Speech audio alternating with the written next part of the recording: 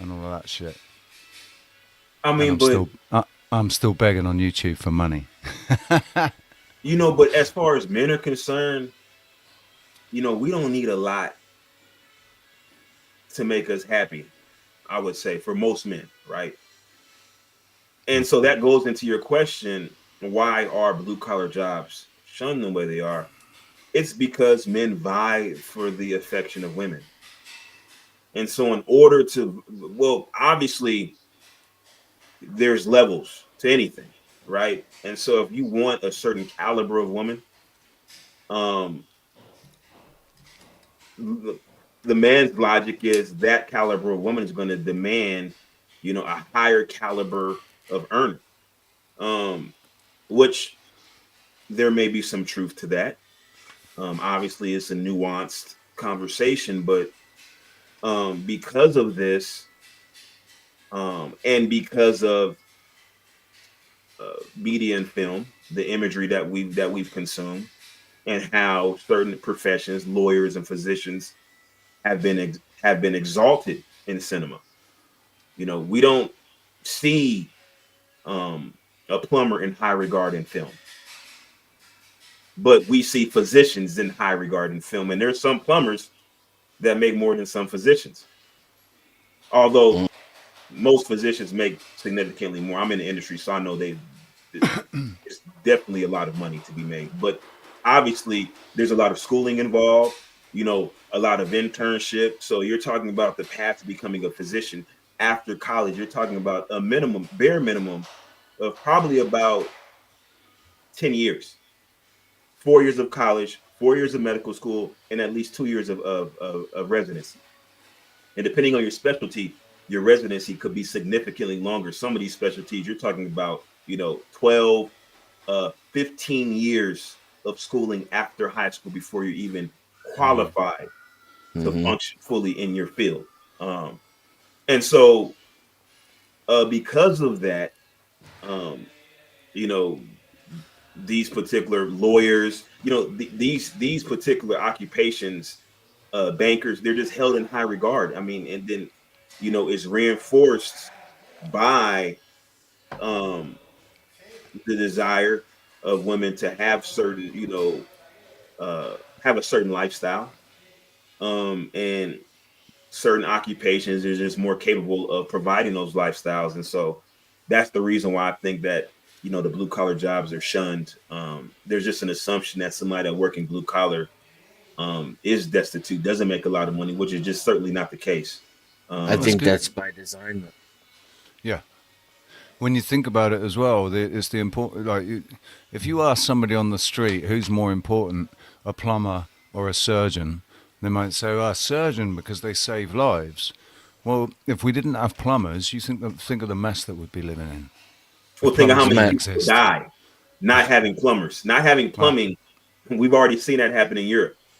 plumbing, I think, in my opinion, is what caused the increase in lifespan and increase in health that they attribute to medical technology, the V words, Absolutely. uh, yeah, like abundance of food, corporate food advancements. They give credit to all of those things, and I think it was really just the fact that we flush our poop underground now instead of throwing it out the window into the street. But I think that you have to consider, the schooling. Um, I don't argue or complain that a physician makes more money than me because my schooling was 4 years of actually about 5 years of university versus them having 4 years of university plus 4 years of medical school. If Um, everybody had access to that level of education, though, for either a much lower or a government subsidized price, would you feel the same way? no, because not everybody can cut it. There's plenty of people who have gone to medical school and fail out. Very Sure. high attrition rate in medical school. Even in nursing school, I went to nursing school. I remember like my first phase of school. We started out with 400 students. By after 6 weeks, there was 125 of us left. Yeah. That's how many failed out. And and I, honestly, those 125, only 10 of them are any good, well, worth even a let's take it fucking. a step further. Before I even got into nursing school, you had to get, you know, I overheard a guy complaining about this. Depending on where you live, right? Um, Getting in nursing school, you have to have straight A's in certain classes. So like all your sciences, anatomy, physiology, you have to have straight A's, and your overall GPA has to be a 3.5 just to even get in nursing school. Where I was at, because I went to nursing school in Texas, you have to have a 3.5 just to get in school. A lot of the physicians they have to have like a 3.8 to even get into medical school. Hmm. And then they have to maintain a certain GPA throughout. Like for me, like we couldn't get our GPA couldn't drop to below 85%, so like a B plus, or you will get failed out. And so that's like another barrier to entry in addition to the length of school. The fact that even if you get in and you spend your money, you may fail out, and so that's like a sunk cost. So those are things to think about versus like I think just the field itself of plumbing, the field like electricians. I think that those fields are just more accessible for whatever reason. A lot of the nurses don't want to go into education because there's so much more money to be made at the bedside. You can make more money working in a hospital than you can working at a college. And so you don't have a lot of people teaching nursing. You don't have a lot of people Mm. teaching medicine because, why would you work at a school, um, a medical school, and you make, $200,000 a year versus you work in a hospital as a physician, as a surgeon, you're making, $800,000 a year. So in the UK, I ended up. I was lucky enough to be sent to Cambridge Hospital, where they have it's part of the university as well, medical. It's part of the medical school, so it's part of the teaching. They teach the brain surgery there while they're doing it, right? So I had a serious car accident in 2000 and had a really bad head injury, and the hospital I was taken to couldn't deal with it, so they risked my life to send me to Cambridge, where they were going to be able to deal with it, and thankfully they saved my life. I've got a lot to say about the medical industry after 2000, not 2000, after 2020, after what happened in 2020, and the whole COVID thing. I've got a lot to say about the medical industry, but surgeons, I've they've saved my life twice now, so they're definitely. I definitely appreciate them. I don't. I think they should be paid a lot of money for what they do. But I don't know where I'm going with this. Actually, I had a point. I started with a point in my mind that I was going to make, and I've We were talking forgot. about nurses, doctors, the education requirements, lack of teaching. I know what I was going to say. You, Would you agree that there are actually far more capable individuals in the populace that don't have the opportunity because they don't have the money to go and train to do what they would actually be really good at? So they end up going into construction or something else, The not even. Not even we're not even talking about being in medicine because honestly, I don't think the most brilliant people are in medicine because medical like just medical school and things like that. A lot of that nursing school, uh, X-ray school, all of these things within the health sector really are about memorization, your ability to memorize and retain information, and you're getting a lot Right. of information in a short period of time. And how can you retain that information? And Um, that's not a good way to pick nurses, in my opinion. Sorry, go ahead. Keep going. Well, that's how they do physicians. Anything in the medical industry, that's how they disseminate information because you have a lot of because if you gave people the adequate amount of time to go to let's just say nursing school, you're talking about 6 years of school, right? and then you have to change your curriculum total. Like it just wouldn't work. So that's why they have to compress it and just throw that information at you, and then that kind of weeds out people who can't retain information. But the issue that the point I'm trying to make is that some of the what requires brilliance is, like, if you think about, like, say for instance mechanical engineering, because this is innovation, right? You're not just gathering information. The schooling itself may have some degree of memorization, but then you have to deal with, once you actually get into the field of mechanical engineering, it requires some degree of innovation, and that's where genius comes into play. You start talking about a field like physics, right? The school itself of going to major in physics, you have to have a certain level of genius to be able to conceptualize what they're teaching you, because it's not just straightforward information in physics.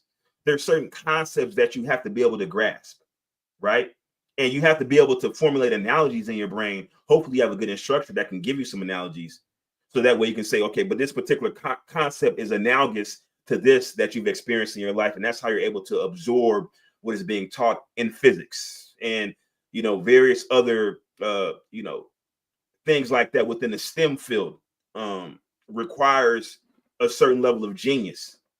And so I don't think medical, obviously there's some genius people in medicine, but there's not a prerequisite of genius to excel in medicine, is what I'm trying to say. But it'd be nice if we had some of those geniuses in hospital administration, centers for disease control, the president's cabinet on healthcare, right? Like, that's where we could utilize, those people who have that abstract and analogous capability you were referring to. They might not make good nurses, technicians, or doctors. I would argue maybe we should try to incentivize some of them to fill those roles as well. But just for me as a patient, my there's a complete and total lack of EQ in the medical industry. IQ seems to be already a wasteland. But then if I run across a knowledgeable doctor, I can't get him to listen to me or to, empathize with any of the symptoms or the problems that I'm having, to give a fuck about my health, which, if your job is to make me healthy, I think kind of has to be in the process there somewhere, Well, that's an entirely different discussion. It's very complex as to why that is, and I know what you're asking. I know what you're saying, and I know why it is the way it is. Having been in this industry for so long, I know the reason why. And this, it's not just I'll just give you a quick. It has to do with curriculum.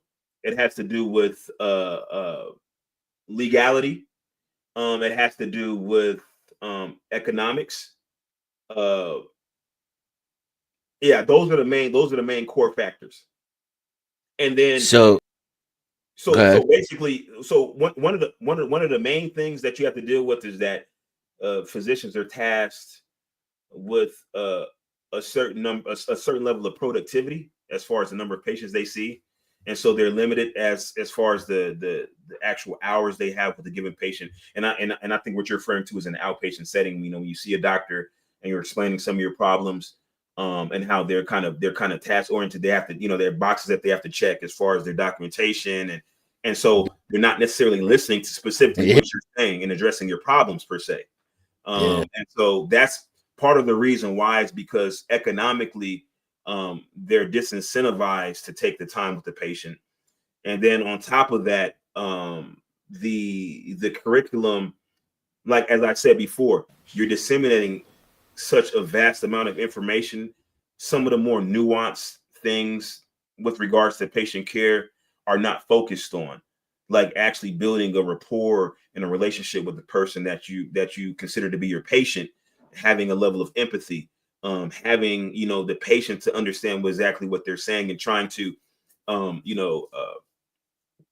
give them their desired outcome, as opposed to you giving them the outcome you think that they should have. Because Not everybody wants the same thing. So if I have a particular disease and I'm looking at, well, this is the disease progression, this is where you're at in that progression. I want you to be here, and this is what the steps are going to take. And then, well, wait a minute. Maybe this patient doesn't want to be there. Maybe this patient doesn't want to lose 40 pounds in the next 6 months.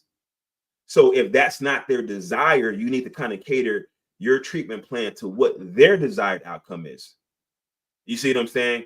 And I think that's where the disconnect is, because that's not something that's taught. And beyond that, the financial issues, there's just a lot of things that kind of go into that. And I think double O, you mentioned something about or maybe it was you, Dennis, that talked about the people going into like administration and things like that. Yes, see, like again, an abstract thinker, someone who can someone who would invite you to tell them how to do their job and actually listen to you, which most people don't even know how to do. That's the kind of person who should be in hospital administration, and then the economic incentives would change, and those, the problems that I think you are accurately describing from the inside can be externally alleviated. And I would also put to you, in my opinion, just from my observations, I am more convinced than not, despite the fact that I understand water seeks the lowest level and I'm not some kind of childish revolutionary. I see more evidence than not that this is by design. Those pressures and those problems and those incentives you're talking about and the change that's occurred over your lifetime, and never mind since your grandfather was here, all of that is corporatism manifest, and it's supposed to be that way, and they don't care that you're suffering either. Well, to your point, obviously, in order to realize change, there has to be a change in the input if you want to change in the output. So when you're talking about actually staffing some of these administrative positions with people who are more innovative, people who are more empathetic, and people who truly want to see the best version of the population that they serve, you have to look at why the positions are filled with the people they're filled with now. Because within the healthcare continuum, a lot of these occupations are actually labor intensive. A lot of these jobs are manual labor. When people tell me that my job is white collar, I kind of tell them, like, no, it's actually, particularly nursing, is blue collar. This is blue collar work. It's hands-on, it's physical work. Just because you go to school, for 4 years doesn't mean that it's not blue collar work. And what happens is that there are a lot of people who enter into the healthcare continuum seeking only to make money. There's not a true passion for providing care to people. I agree. But then they get into these roles because nobody really told me exactly what it is that I will be doing in my career. I had to find out as I went along. Everybody that comes in, because everybody wants to come to the ICU where I'm at. I work in ICU. Everybody wants to work in ICU. But then when they get to the ICU, they realize how labor intensive it is, the work that we do.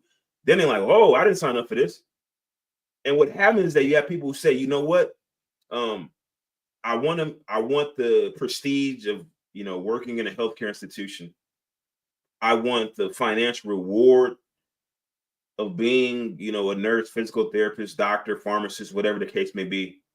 But I don't want to do the manual labor. So then they start looking at ways that they can, have the status, have the income, but not do the manual labor. So this is where you start saying, okay, maybe I'll go into radiology. Radiology is manual labor too.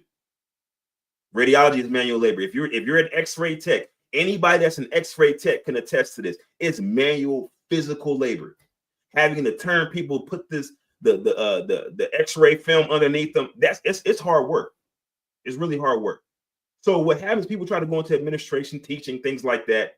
And I'm not saying that everybody that goes into teaching and administration is trying to get out of doing work. That's not what I'm saying. But I'm No, but saying that you just explained it really well, where the incentives are. there's a group of people that you know what, they like, hold up, I didn't sign up for all this work. Let me go do something. Let me get into aesthetic nursing, giving Botox shots. And those people end up shaping the culture for everyone else. And then what happens is, not only do you have a situation where it doesn't matter if you got in for the right reasons because the culture's corrupted, but now those people get disillusioned, they fuck off, and people like the administrators are drawn to the other work too. And that's where we are now.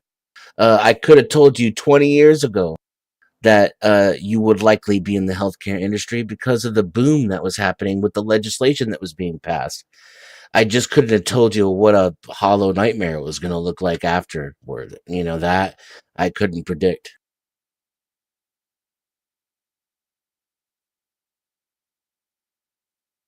You're muted. Going back to what you were saying about empathy, I think one of the reasons that doctors or anyone working in the medical industry who seems to not empathize, I think it's probably more for self-preservation, because if that's a lot of emotional to resources put yourself. and It's investment. a lot. Yeah, it's a lot to invest yourself in emotionally and everything. To be doing that with every patient, every case, it's going to completely exhaust anybody, I think. So, Well, I think nurses get way too much work. Again, this structure is all messed up. You should be that kind of person and have less patients that you have to worry about, and you give each patient a higher quality of care. And I know that there's a supposed shortage of these things, but again, I think that's by design as well. Well, I will say that in my particular case, I don't think it's the patient load per se. I don't think I get too many patients. In ICU, you're going to get anywhere between 1 and 2 patients. They're critically ill, so you're extremely busy with those 2 patients. The real issue becomes the paperwork, the Yeah, documentation, and charting, and a the lot of this administrative is due process. to insurance companies. Insurance Yeah, companies dictate so many aspects of American life outside of healthcare too. We're not just talking about healthcare. Insurance company is an extension of banking.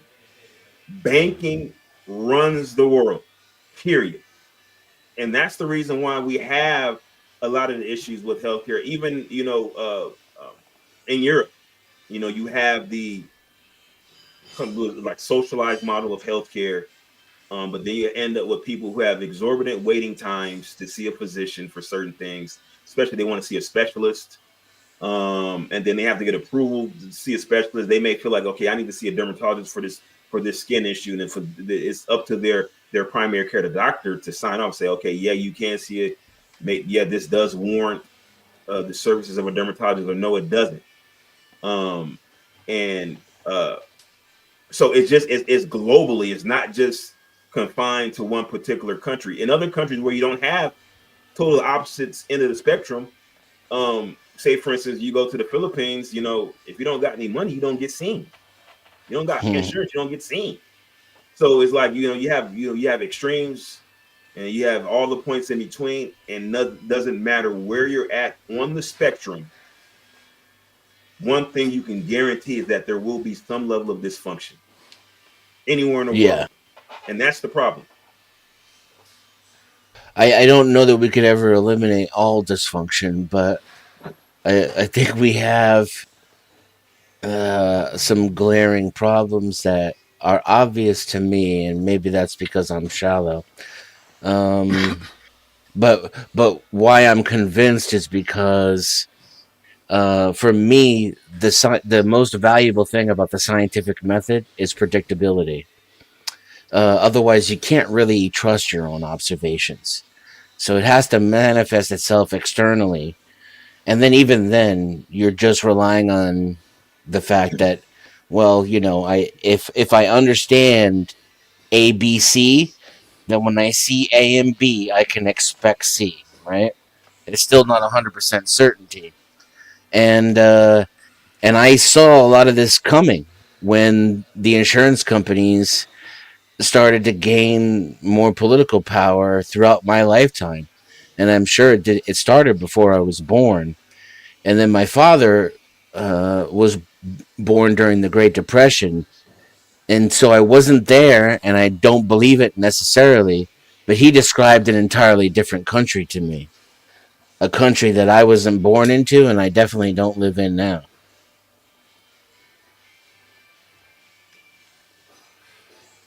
It tells me we're heading in the wrong direction.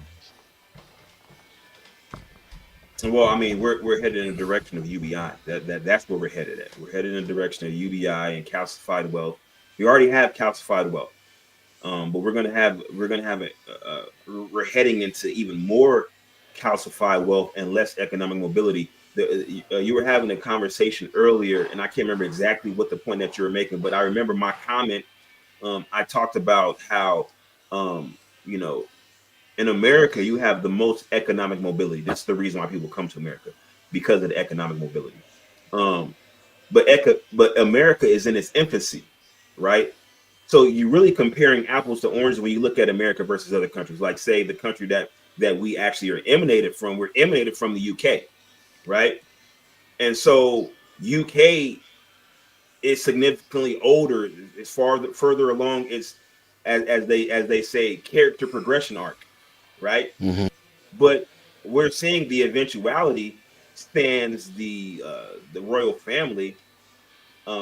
But we have vestiges of a royal family here. We have people who have had wealth for generation after generation. They might as well be royalty, right? I would argue that the whole reason that they created, that America was created was because they basically wanted to create their own. They weren't part of the club over here. They weren't part of the families here, so they wanted to create their own dynasty over here, and that's what they've done. Man, you hit the nail. I've been saying that, what you just said, I have been saying that for probably about 10 years, right? It took me, yeah, I'm 43 now, right? Right. I didn't really start thinking along those lines. So I got to my 20s, I was too busy in the club chasing women. But like when I started slowing down, I started thinking about, looking around, like, I started to realize that essentially people came here because there was no economic mobility where they were at. When you were in Europe, the wealth was classified. You had established families. And you're not getting in that club. You wouldn't. They won't. You can't marry into those families, right? The families, Yeah. there's certain families that you kind of predetermined that you're going to marry somebody from one of these families. Like what's the name? The prince, not Prince Harry, but the other one, Prince William, whatever his William, yeah. name is, that married Kate. No, is it Kate Middleton? Whatever her name Middleton, is, yeah. right? Um, he didn't have a whole lot of choice of who he was going to marry. No. He was introduced, a group of, he probably had like maybe a choice of like, a short list of 5 people, and they made introductions, and it was communicated to him in uncertain terms that these are your choices for a potential wife. You got about 10 years, 15 years to have some fun, but by 30 something years old, you need to be married. And that's what it was.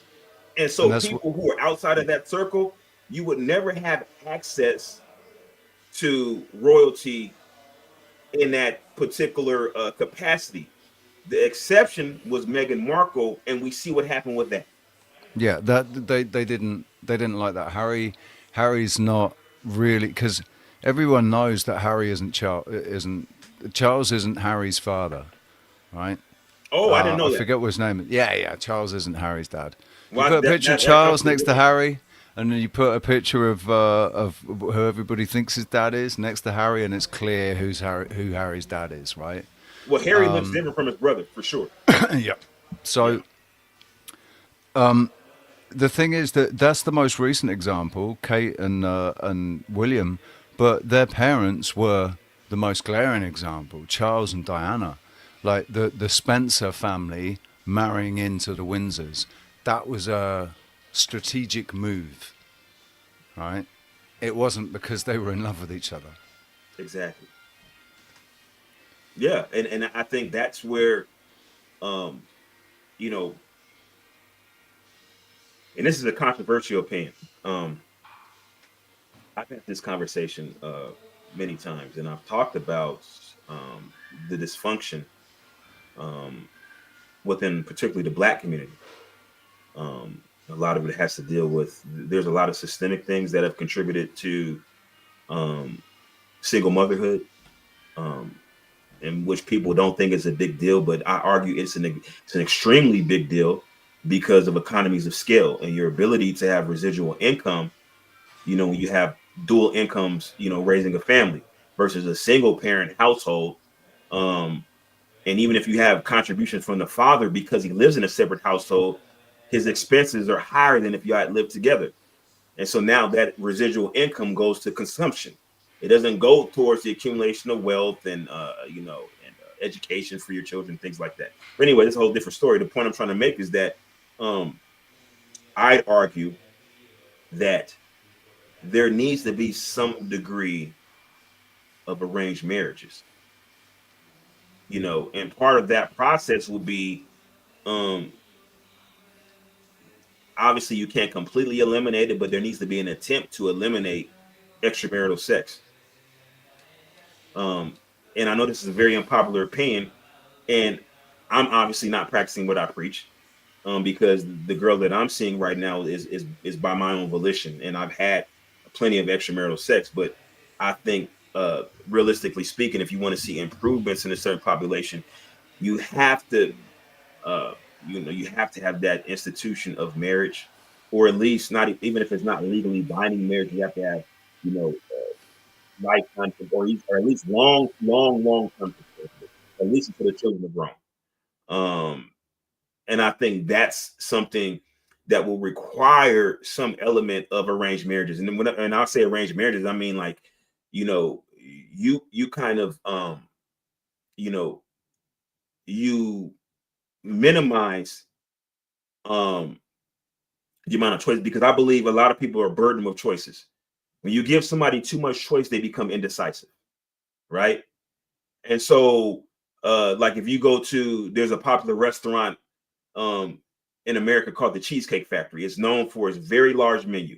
Like literally, its menu is probably about between 10 and 15 times bigger than any other restaurant. Like literally, TGI Fridays, I remember TGI Fridays in the UK had a similar thing. It was spoiled for choice, we have totally TGI spoiled Fridays for here. choice. We have TGI Fridays here. Cheesecake Factory menu is about 4 times as big as TGI Fridays, right? That's how much stuff is. And then on top of that, their desserts.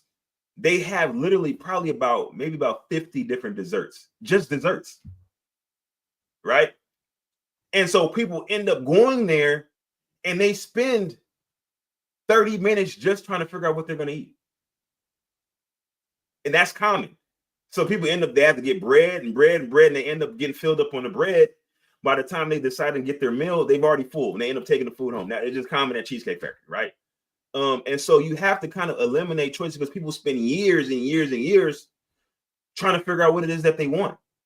And then what happens is that over those years, you end up having more and more sexual partners. It becomes harder and harder for you to pair bond, because you kind of shared that intimacy with so many other people, right? And then you become accustomed to, well, if this doesn't work out, I'll just leave, right? And so you end up with quote unquote spinsters and confirmed bachelors from the female and male end of the spectrum, right? Um, and what happens is you have these people perpetually living in single income households, right? And because of economies of scale, their expenses per capita are significantly higher than if they were paired with somebody, right? And I did the research on that. Um, and I believe I have to look it up, but I actually did the research. I looked it up 2 days ago. I looked it up on Microsoft Copilot, the AI system, and I specifically asked about economies of scale with dual income households and how much different it is with the addition of each child, how much different it is in expenses. A single parent versus a two parent. And what you find is that the addition of that parent the addition of that parent is a significant asset to that household versus being a single parent. And so that's why, I think that the royal families and people of high wealth who would kind of have a semblance of arranged marriage, they kind of eliminate the spinning of the wheels on the dating market. They eliminate, blowing money, and all this silly stuff for the entirety of their life. And they're able to create an environment that fosters productive offspring. That's just my opinion.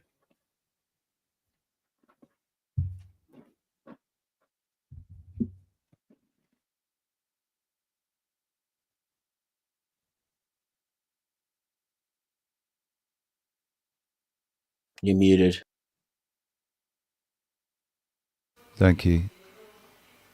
Yeah, people's perception of marriage has been somewhat distorted by Hollywood and media and television because we've been given this fairy tale story about about marriage and about it. There was a time when marriage was this Disney fucking production. Everybody wanted their marriage to be like a Disney production. My sister, her wedding, man, was the most amazing wedding I'd ever been to. I'd been to a few, but she had a gold dress and there were these beautiful flowers. Everybody was done up like fucking Prince Charming, and it was absolutely amazing and beautiful. But it's an unrealistic representation of what life's going to be like, isn't it, really? And the reason for marriage, there's a reason that Indians are still having arranged marriages and Muslims still have arranged marriages. It is because it's for business. Yeah. For business reasons. To keep the family, strong, economically durable. Right. But we've had this whole romance element to it injected into it, that so people are seeking romance. That's why marriages are failing, because they're seeking the impossible dream of this fairy tale fucking romance of a marriage that's happily ever after, when marriage is not. That's not what marriage is like, man. It's work. It's hard work. I've been married. I was married for 6 years. Actually, I was married for 10 years, but we separated after 6 years. We were estranged for 4 years, so it made the divorce really simple and easy. And we didn't have any children, thankfully, so it wasn't messy in that way. We had no financial assets, we had no children, we had nothing, so it made it really fucking easy. And she paid for it all. I'm glad I got it all out of my system. I'm glad. I guess I didn't get the magical wedding out of my system, but I'm not sure if it was ever in my system. I got married in a fucking in the governor's office in prison, so there ain't nothing fairy tale about that. That's gangster. Yeah, man. It took 6 months to arrange it. To get the prison to do it, but yeah. Well, and I think that somebody said they're married for 34 years. That's a blessing, especially. That's hippie, yeah. Yeah, but shout out to the wandering hippie. Yeah, that's congratulations on that, because a lot of people can't say they've been married 5 years, let alone 34. His wife is a passionate defender of him too, as well. She recently physically defended him at a protest they were at. Yeah, and I think that you have to be your partner's biggest advocate if you expect your marriage to work. That's my uninformed opinion. I mean, obviously, I don't know. I'm not married, but I would guess that you would have to be their biggest advocate. And I just wanted to just throw these facts on you real quick. because I did find the data that I had researched earlier or earlier this week. So one adult, the household approximate annual expenditures is $45,000 for one adult, right? And that's if you live, modestly. Um, That's median, you're median, saying, or median, yeah, average? median. It's median income. Median. Median annual expenditures if you are to live modestly, right? For two adults, it's 70,000, and what you find is that is only $30,000 more. So one adult is 45. Adding another adult is not going to be another 45. It's only $30,000. So you're saving money right then and there. So by that metric, by having two median earning adults in one household, you're going to have at least $15,000 in residual income that you can devote towards savings and investments, right? Or maybe buying a house if you don't own a house already, right? And I'm gonna jump to one adult and three children, which is 100,000 annual, and two adults and three children is 112. So you see, it's not that much of a difference. It's only $12,000 more, but you have that additional income earner and somebody to share household responsibilities with. So I think that value proposition there is unmatched.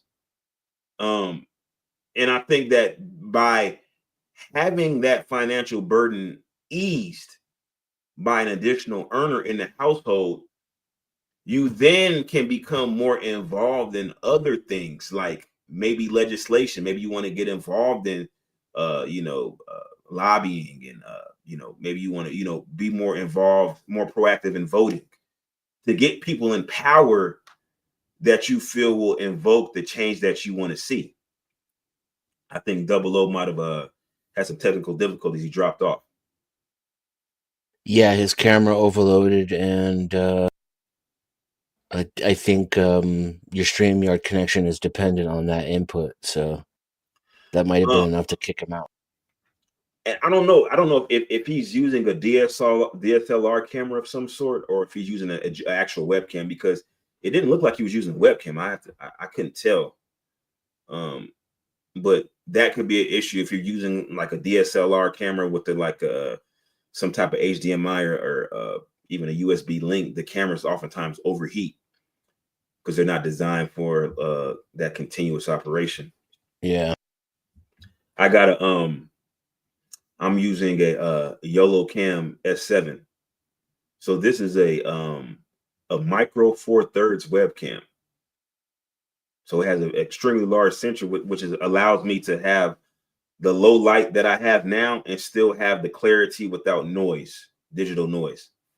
And because it's an actual webcam, despite having a micro 4/3 sensor, I can leave it on continuously.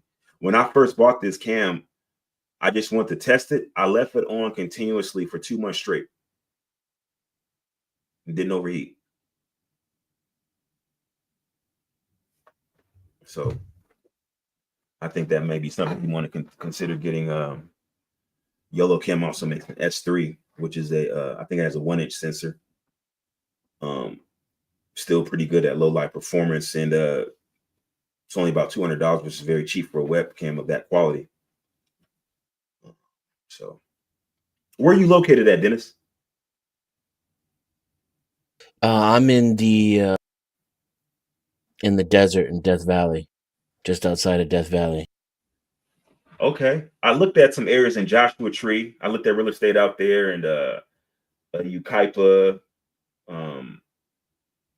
Yeah, I looked at real estate out there. I saw some off-grid properties. Like, people were surprised that, I was telling some people like, yo, you can get a property in California for 100,000, but you're gonna be in the desert away from civilization. Yeah, I like that. I prefer it. I'm gotta bail in the desert though. It's starting to affect my health negatively, and so I don't have enough hours in the day of the year to spend outside. Being indoors is just not good for you, and there's only so much you can do, inside. Because it's too hot. Yeah, it's way too hot. And I've been here for, over a decade. I'm not going to get any more used to it. Uh, 125 is 125, yeah, man. And are you solar power off grid? I am on grid, but I measure all my usage so that I have a minimal requirement because my plan is to not be off grid, but to be completely solar capable. So I'd like to stay on the grid actually. But if there were an outage, it would not affect me because both my consumption and my solar capabilities and storage capabilities would be enough, if that makes sense. Well, I mean, I would argue that, and I'm surprised that you're not totally solar living in that area because a solar setup. See, people always think about, well, I'm gonna let me call one of these solar companies that have installed solar, and that's like not cost effective at all. Like Mm. especially for one person, um, even with two people, the scaling of it is actually quite cheap. Like once you have to actually have the initial infrastructure, scaling up is rather cheap. But I would say like you could easily have enough solar power um to satisfy all, including your refrigerator, including running a microwave, washer and dryer. You're looking at probably about between four. If you're really careful and shop around, between $4,000 and $7,000, you can have solar power. Yeah, And then you don't have that doesn't necessarily mean that you have to completely disconnect from the grid, right? right. Maybe you because you still want to have this let's just say that there's some crazy dust storm or like a hailstorm that damages your solar panels, or maybe there could be clouds just out the blue, who knows, something could happen, some fluke, right? So you still want to have access to grid power, but I think that you can have a majority of your consumption handled by solar. Actually, I would say 100% under normal circumstances of your power could be handled by solar for under $7,000 for sure. Yeah, I even looked into like some extreme examples where some of the investment for scalability would be moved to the front of the investment, and also some like extreme use cases like for video editing and streaming, and it still all came under 10K.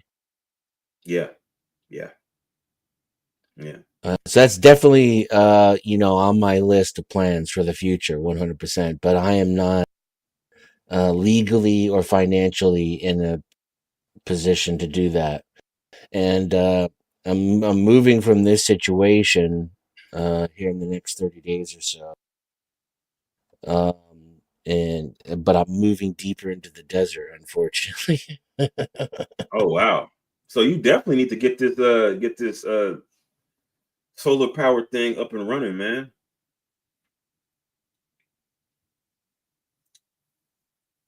Because I think the main thing that you really need is you just really basically obviously is going to be the solar panels, the inverters, and the battery. Um and you know,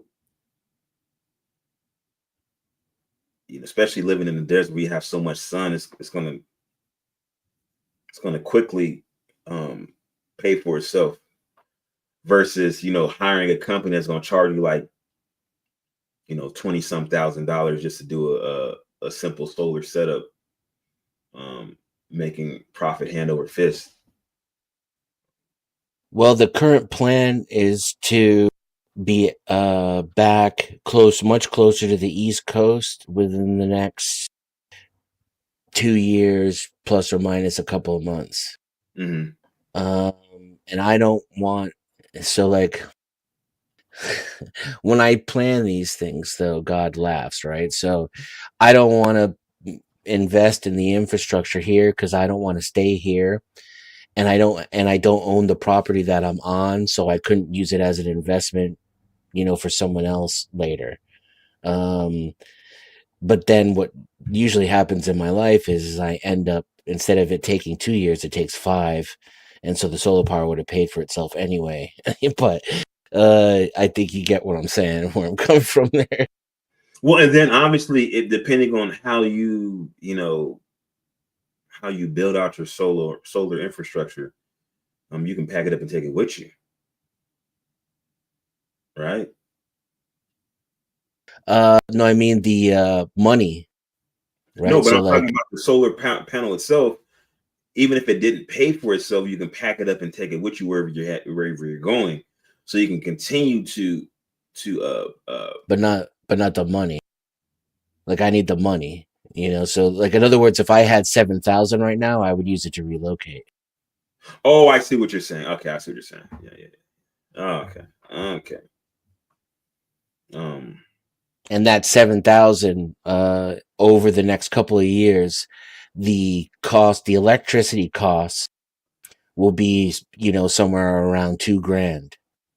So I'm banking on using that 5K to get the fuck out of the desert finally, after way too long. I've been here too long. mm.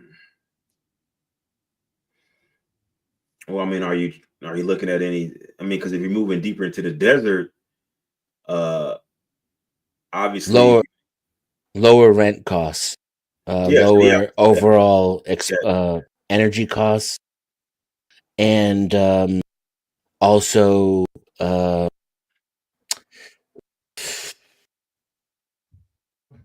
like that, the relationship I have with the landowner is toxic at this point. So But then you also, by moving where I'm deeper, at right now, okay, but by go moving ahead. deeper into the desert, even though you might be lowering your overhead, you're actually interfering with your ability to generate revenue. Like, if you can, look at your proximity to civilization per se, opens up Um, additional uh, revenue streams. I'm already geographically disconnected. That's why there's a lot more difficulty in the other areas of my life, is because I was able to accomplish that first. uh, I make all my money off of day trading and swing trading. That's my sole source of income, and so But I you can can't do it. but you can't scale up unless you take more risk. That's the issue. Actually, it's the other way around. I mean, initially, yeah, the more risk you take, the more you scale up. But the more you accumulate, the less risk you have to take for same or even more returns. That's the beautiful thing about the stock market, is the But more. but you're saying that you don't have the discretionary income to just buy solar power outright. I So, do. I mean, I could afford the solar panels in cash. I just, that dropping that money on solar panels isn't part of my 5-year economic plan. I don't have, like, I wouldn't get the 7K back tomorrow. You know what I'm saying? It would take 3 years, 4 years to pay for it to pay for itself. mhm, okay. And that's in Well, I the, mean, well, okay. Let me ask you this. So, if you're day trading, right? Obviously, you need a stable internet connection to consistently day trade, right? But my thing is that, okay, why are you confined to the United States? If I was a day trader and I was looking to really control cost, I wouldn't be living in the United States. There's so many other places that are significantly cheaper, where I can have a higher quality of life, higher standard of living, versus what I could afford in the United States at the same price. Then I could have I could pick the weather I want. Like, say, for instance, I lived in, like, Philippines, for instance, right? Philippines has areas that are tropic. They have areas in the mountains. So you can get the weather you want. And depending on where you're at, you still have access to first world amenities. If you're like in one of the major cities, Cebu, Manila, Davao City. Not That's not a major city, but you have areas where you have enclaves of Americans, where you kind of, if you're the type of person that you want to having experience as close to the United States experience as possible, then you live in an area where there's a heavy amount of expats or tourists, things like that. So, and Philippines is just an example. I mean, if you really want to go stay off grid, you know, Vietnam, there's a lot of places in Southeast Asia, Cambodia, Malaysia.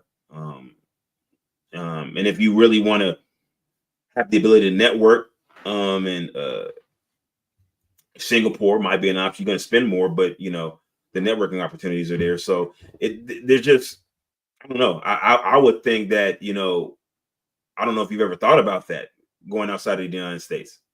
I have, absolutely. It's not ruled out as a possibility, but what happened was, I gave you one example of like when plans started to meet implementation. Mm-hmm. And so just coincidentally, another opportunity had opened up for me, an excellent one, in Ukraine. And I was getting into the implementation phase of that as well, actually looking for farmland and blown away by what I could find. And your farmland got blown away. Yeah, then Putin invaded. And a similar thing happened, you know, with Cabo, right? That was another opportunity. And that's just over the border. You know, I could fit in well at Cabo. I could, you know, there's a lot of Americans there. Mm-hmm. And I looked at some other places, including even Japan for kind of like a late stage plan because it's quite expensive. And Portugal, where I was really surprised at how cheap I could get beautiful acreage in Portugal. And even like with village houses on it, you know, for just pennies. But what happened a couple years ago, you could have got a property in Portugal for literally pennies. Yeah. What happened was in that journey, you know, circumstance happened, and so opportunities changed, and I've made, you know, financial decisions, lost money, things of this nature. But also, I found in my research, I was surprised at how amazingly cost effective some of the opportunities are still here in America, where I could stay in my country and actually be closer to people who are in my network than I am now out in the desert, and have a similar cost of living, because places around that area, you get this beautiful delta enriched soil that you can grow on, right? Mm-hmm. In climately temperate areas with economic investment, and the prices are similar to third world countries. So I was gonna try my plans out here in the United States, where it would be almost as economically beneficial, but certainly a lot easier for me doing it all by myself and for the first time, right? Because I speak the language, I understand the culture. I'm an American genius, right? Like, I know my country, you know what I'm saying? In Asia, I can't even find the bathroom. And once you find a bathroom, depending on where you're at, it might be a hole on the ground, literally. Yes, sir. I was thinking the same thing. Yeah, you go. Is that Frank? Yeah, greetings, gentlemen. Blessings. Blessings, Frank. Good to see you. Hey. This is Jay. I don't know if you guys have spoken before. No, I don't think we've spoken. No, first time. Good to meet you, man. Nice to meet you as well. What are you up to? Oh, just chilling. I saw the open panel invite. Thought I'd step up and say hello. I recognize you from TML, right? I don't see your name on the screen, though. Yeah, Denizen. I'm at TML. Yeah, I love TML. That's right. That's one of my favorite YouTube channels right there. Yeah, absolutely. Good magic, man. Good looking out. Appreciate you letting me up. I think our friend 007 is somewhere behind the scenes working the magic. He's probably on his cell phone because I think he lost power. Yeah, he lost power, huh? That was funny. Oh, that's what it was. Okay, I thought it was just an issue with his camera overheating. Yeah. I saw that camera like lose power essentially before he got kicked. Yeah. That's funny. You could see the energy drain out as the last image.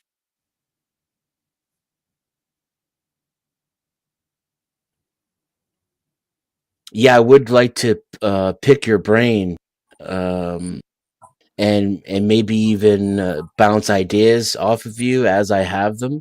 That's why I asked if you Discord before, because I have like a small little Discord community where we talk about trading, alternative financial lifestyles, and how to get the best life out of your money and kind of become self-reliant, homesteading, growing food, that kind of thing. I'll tell you what, drop your Discord link in the chat, and I will hit you up on Discord. I have a Discord that I just don't use. I mean, I've used it to like basically for like other, like I have a Discord for this game I used to play on computer. So I would go on Discord just to chat with that community for this game. This is like years ago, and so that's the only reason why you really use Discord. So I have it somewhere. I just have to open it back up. Hopefully I know my password and all that stuff. But if you just drop the link for your Discord, then I'll definitely tap in with that. There you go. All right. Hear me now? Put that in the back chat for you. Yeah, I think so. Oh, it's in the back chat. Let me go there real quick. You sound different on your cell phone. Yeah, it's going to sound completely different, man, because of the using the headset instead of a proper microphone. We've got a power cut here. They cut through a wire, doing whatever they're doing in my old room, and blew everything. There was I heard it. It happened just out there. It was a big bang, and all the lights went out, and so the router's gone off and everything. And I'm sat here on my phone. So you guys continue. I've missed most of it, man, because I've been trying to get the power back on, and for some reason they can't seem to do it. So are you guys working by continue. candlelight now? It looks like you're working by candlelight. Oh, okay. It's a solar power, or you can stick it in the sun. It's got a solar panel on it, and we charge it in the sun.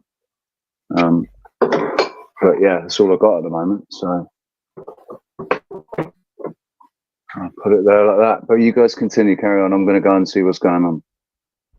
The camera you're talking about, does that basically mean that the sensor aperture size is like 1.33 inches, cubed or squared, I guess? Well, Like the size. The aperture is separate from the actual sensor size, so it uses a micro 4/3, which is like 4/3 inches, so it's a little bit bigger than an inch. Right, like 1.33 inches. And it's called a micro 4/3, and because of that design, you have an existing ecosystem of interchangeable lenses. So the camera itself is not plug and play, because you have to have a separate lens to mount. So you use a micro 4/3 lens. For me, I have a Panasonic Lumix micro 4/3 lens on this camera. The aperture currently is a 1.7 f1.7 aperture, and the lens itself, I believe it's I don't know if it's a 25 millimeter. I can't remember what size lens this is. I think it's a 25 millimeter, which is like a 50 millimeter on the I think it's like the equivalent of a 50 millimeter on a full frame camera. But because of the sensor size, like I said, you can have pretty outstanding low light situation. Yeah, without the noise. Like I have a and a good frame rate too. Oh, it's 60. It's 4K 60 FPS. But even in low light conditions, which is that due to that aperture size or that sensor size, like you said. Well, then the aperture allows me to operate in low light because I mean, like, it's really dark in here. but it looks like it's lighter than what it is on camera Yeah. because of I have the aperture set all the way open of the f1.7. And Right. the good thing about the camera is that it has dual output. So I can simultaneously have a USB-C 3 point, I think it's 3.2, USB-C 3.2, and the HDMI. So I can have two output and have two different sources. So like, let's just say that I was a professional streamer and I want to stream live stream to my computer, then I want to record it to some external apparatus. I can do both of those things simultaneously. Like if I want to just make sure I have backup, so it's really good. And then of course the autofocus works on this lens. This is an autofocus lens. It's a prime lens, so you can't use a zoom lens, but it does have autofocus, so that's good.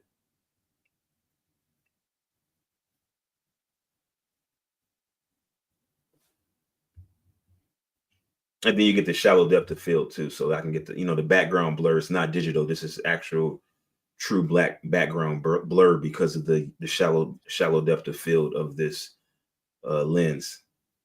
So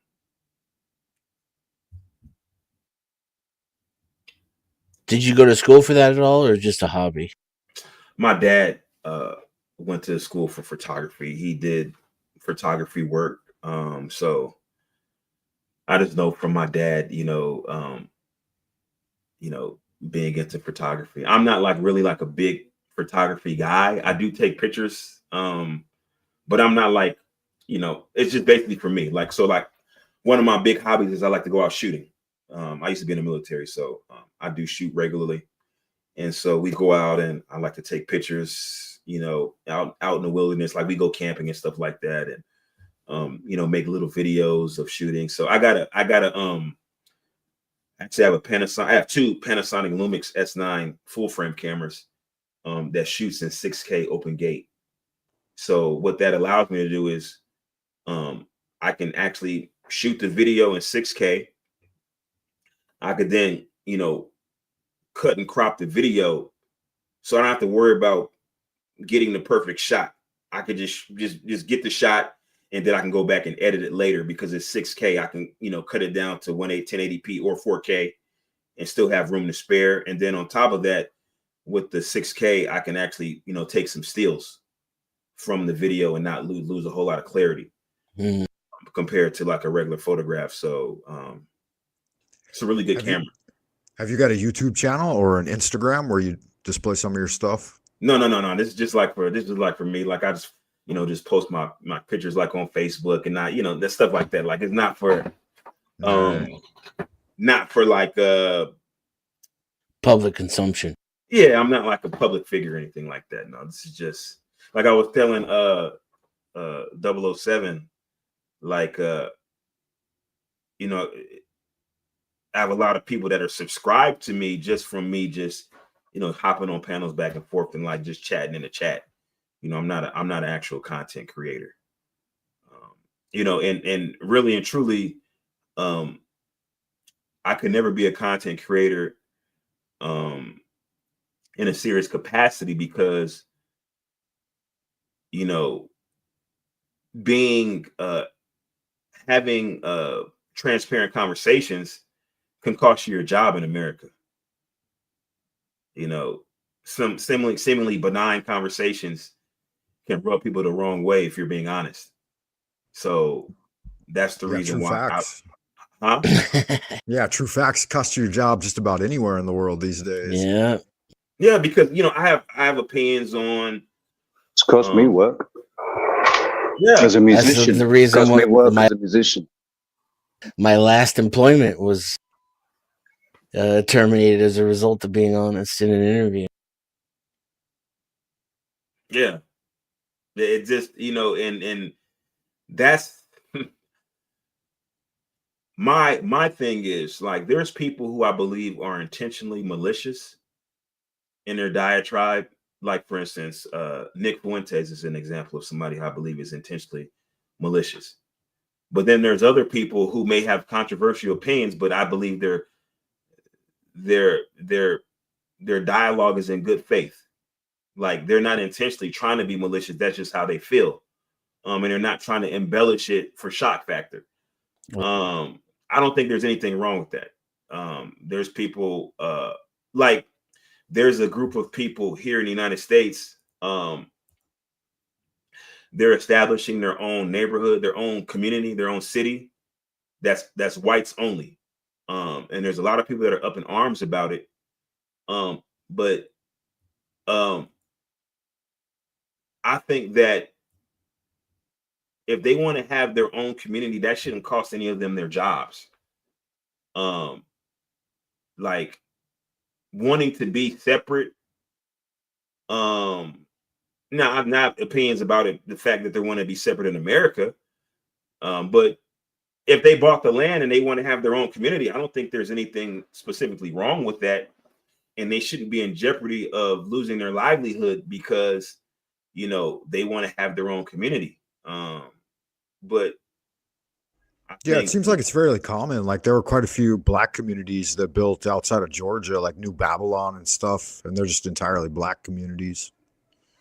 Well, I think that their community in particular is different because they're excluding other people. Like you can't even buy a home in these communities. So it's not black. A lot of the black communities that you see are out of necessity because they just weren't allowed historically. You know, it's relatively new in the grand scheme of things where certain areas where actually blacks are allowed to buy property even if they had the money. It was made extremely difficult for them to buy property there, and once they bought property there, for them to stay there was a challenge because of the harassment and things like that. It's a little bit different, but either way, I don't think it matters what the underlying reasons for them wanting their own community. I believe it's in Arkansas and Missouri. The fact of the matter is that if they bought the land, they can pick and choose wherever they want to be in there. I don't think that's a problem. But obviously that's not the public sentiment, and even just me having this opinion puts me in jeopardy because it's like, well, you know, I'm supporting racism and bigotry by saying that they have the right to have their own community as whites. But yeah, that's just my opinion. I don't think that there's the Chinese been doing it since day one. That's what Chinatown is all about. Japan. Well, again, historically, Chinatown, there's reasons why that is.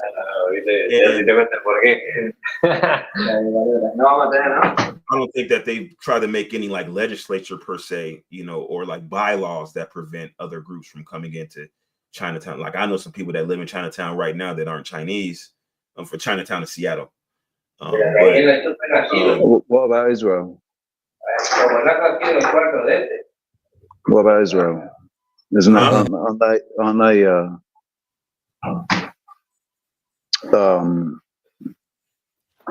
ethno-homogenous? 007 coming in with the IRL. I think well Israel in particular, it's I would say probably about 90% European or Ashkenazi type Jews. But there's other groups that live there. There are Ethiopian Jews. There's even some Black Americans that live there. Hebrew Israelites. Or they claim to be original Israelites that live there. There's some. Yeah, there's even Palestinians that live in Israel. Small percentage though, obviously. Very limited numbers of people that are allowed to live there that are not Jews. But yeah, I do get your point. But that was kind of sanctioned by the rest of the world, or at least westernized powers. That was like a place that was kind of, set aside for them by Western powers at that time. There was you know that there was actually a place set aside from in 1934 by Stalin called the Oblast, and it still exists there today. So in Russia. But and it's designed as a non-Zionist settlement. It's not It's not meant to be a Zionist settlement. It's a non-Zionist settlement, and but they all choose to live in Israel, the Zionist settlement. So yeah, the argument that they're all Ashkenazi, that's why, because they're all bloody Zionists that live there. Well, I think that Israel itself is supposed to, Israel, obviously there's religious significance. I mean, but if you're if you read religious texts at all, then you would understand that the actual geographic location really has no significance in the grand scheme of things. But at any rate, there's, it's quote unquote the Holy Land. And so obviously there's a significant group of Jews that feel as though if there's no other place that they'd rather be than in Israel. And I'm gonna be honest, I really, I have a limited understanding of some of the intricacies, of this arrangement. I mean, I'm only on the outside looking in. I do have my opinions about it. I think that there's dysfunction, and I think that there is atrocities and wrongdoings on both sides. But unfortunately, I don't have a solution for that situation. I mean, some would argue that the atrocities, in fact, both sides would argue that the atrocities being committed are because of the atrocities done by the other side. But if you go back in history, go back and look in the late 1800s and early 1900s, the atrocities actually came from the European Zionists coming in and causing atrocities, causing terrorism. They were known as the Zionist terrorists back then. And so anything that the occupied party has done has been in response or retaliation, or defense and self-defense. And what they're justifying now, what Israel is justifying now, is it's all based on a lie. Because if you trace it all back, it's the people that founded Israel that started it. They're the ones that went in and colonized and started it and caused all the issues and all the problems, because they didn't have issues and problems there before. They all lived together peacefully. There wasn't war in the Middle East. Well, the tribe of Judea was run off by, was it the Canaanites? I'm bad at that part of history. Well, you know how I feel about history. I think that it's been doctored to suit the narrative. Absolutely. So I don't really believe anything that they say about Canaanites and all this shit. It's been. I think we can only really look at the last couple of 100 years. Sorry, I'll mute up because these guys are chatting a lot. Well, I think the part of the issue is that that area, or just the Middle East in general, let's just say the greater Middle East, obviously there's resources to be exploited there. And so it's always going to be beneficial to those looking to exploit that area that civil unrest persists, right? Because as long as there's dysfunction there, there's ways to exploit the people that are dysfunctional. And so, unfortunately, I don't think that there will be a quote unquote solution per se. There will be an outcome. I don't know if the outcome will be. Have you heard of the Anglo-Persian Oil Company? No, I haven't heard of that. So when I found out what the Anglo-Persian Oil Company was, I was very young, and it changed my entire perspective on politics and the relationship between the United States and the United Kingdom, and all the stories I was told about King George and the Revolution and all that patriotic nonsense.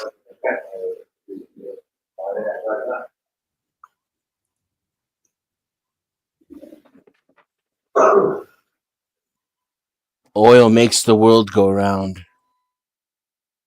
I think the one of the issues here is the fact that oil and oil, gas, and food have all been made commodities that can be owned by individuals, right? So you think energy and food are things that can be found in abundance, and therefore no one person or group of people should be allowed to own and control the supply of any of those commodities, right? They shouldn't be thought of as commodities anymore. They're essential to life, right?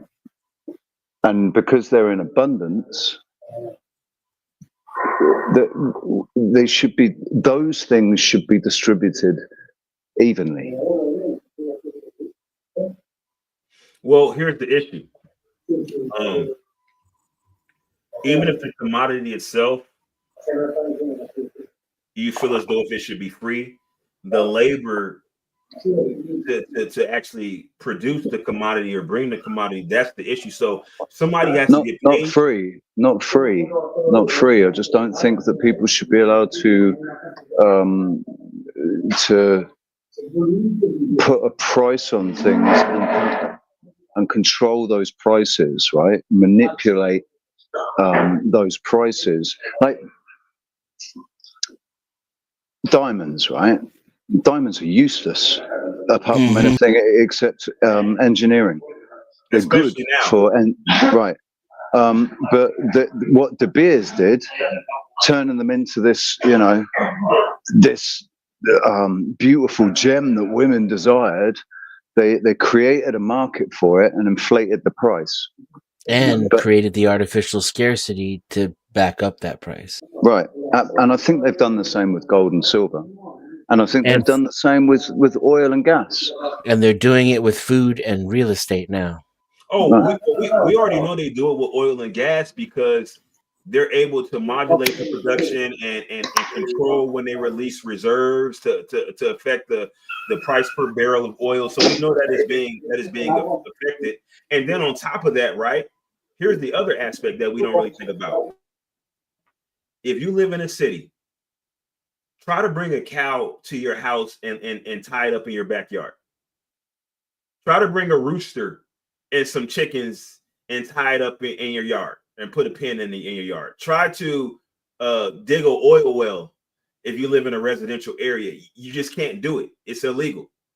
And so that's part of what creates a little bit of scarcity, because nobody can really grow the amount of food that they need to sustain themselves in their immediate vicinity. There has to be specified zones where major agricultural operations are allowed to operate, and then you have to actually go to them to get food. So that already creates a barrier right there, having to, and then because of their distance from us, you already have an intermediary being a grocery store or a farmer's market. So at the bare minimum, you have that issue there. And then because of the volatility of farming and how one bad crop and the upfront capital cost necessary, that kind of makes it cost prohibitive for the regular person to really have a scaled operation. You need government subsidy for a lot of farms to operate, and because of that, government's going to control it. So I don't really know a way around that, unfortunately, because I get what you're saying. I think that it's a problem, how the prices of essential goods and services, they're so controlled. Again, this essentially, it boils down to not just governments, banks. If you follow the trail of money, it goes beyond the government. It's these banks that control even the governments themselves. Give me the power to control a nation's currency, and I care not who writes her laws. Control their currency or control their economy. I watched that Rothschild movie the other day that was made in 1934, about the Rothschilds. And What's the name of the movie? sorry, what's the name of the movie? I think it's just called The Rothschilds. Oh, okay. And it's a very stereotypical portrayal of the Jewish man, right? The banker, Jewish banker. The portrayal of Amschel Rothschild is, stereotypical. But in that story, they lie through their teeth. They paint Rothschild as a hero that saved Britain when he was really a fucking money launderer who nearly bankrupted Britain and then took advantage of that and bought up the Bank of England to then control the money supply to the English Commonwealth, right? Or certainly to England. And I spoke about it the other day about, how these people have pulled off these huge swindles, but the sums of money are so huge. It's everybody just all the people at the top, they just sit back and give them a round of applause. Say, well played. You played this one nicely, and keep your spoils, right? When it just infuriates me as well that the people, we're talking about the bankers, right? The surnames of all these bankers all come from the same fucking place. They're all the same, These are these families that we're talking about, and then you get called anti-Semitic or whatever if you point out the fact that you've noticed that a certain demographic seems to be in a massive amount of ownership and control of real key aspects of society. Yeah, Who's just joined us. They continue to perpetrate the narrative through the school system as well. Like I currently work in academia, and the books are all geared towards lauding these people as heroes and saviors, and Hello, they're to be- 007. they're to be looked up to as the high achievers and stuff, and the kids are taught that they should rest on every word they have to say. Greetings, beloved. Greetings, I Jess. actually How you come up doing? here for a reason. Yeah, 007, I do owe you an apology. The last time that I raided your channel, I kind of reacted in a way that I probably shouldn't. I was too quick to react, and I probably should have actually given you a message instead of reacting like that at you about stuff that your mods were doing in the chat. That was my bad. Don't worry about it. No hard feelings. I appreciate that. Like, I've made some mistakes along this YouTube stuff of being a creator and stuff, but I try to right my wrongs, and when I'm in the wrong, I generally own it. So yeah, my apologies for that. Well, I really appreciate that. I'm the same. And I mean, I've made so many mistakes on YouTube, man. So yeah, no hard feelings. I don't, like I always say, I don't hold grudges. And it was just in the moment, man. It was a hot moment, and since then I've actually banned him. I've banned him from the StreamYard channel. I've banned him from my channel. I told him not to bother coming back because he's I can't be asked with people that just can't act their age, I've done that too. I banned a couple of admins and moderators. Like, Are We Not Men isn't at my channel anymore. Well, I don't know how much of the conversation you caught. I don't know if you want to contribute to this one. No, I sent a raid over here, and I just thought that I should come up and apologize after the last time that I raided your channel and how that ended, and that I was. Well, I really appreciate it, Jess. I really Um, appreciate it because you said you said you weren't going to do it again, so I do appreciate it. I know, but I made that mistake. So I was too quick to react. I should have just given you a message, Yeah. creator to creator, instead of doing that over one of your mods. I've had mods do shit Don't that I worry. don't agree with and stuff.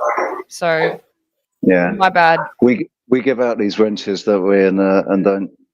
I've given out wrenches willy nilly, man. There's loads of people that I don't even know have got wrenches. That's why on my Like me. no, I know you, Denizen. I got my old Denizen, we channel know back. each other too. Hey, Jess. I got my old channel back, my the Magic Treehouse. I got that back, so nobody's got wrenches in there. I've taken everybody's wrench away in the Magic Treehouse, and I'm going to have a channel that doesn't have wrenches in it. I'm just going to compare the two. That's See what interesting. I took a lot of wrenches away in the last few weeks, and I removed a couple of admins that I had, like people that had keys to the panels and stuff. I removed a lot of that. There was a lot of problems being caused, so I had to get rid of a lot of that kind of shit.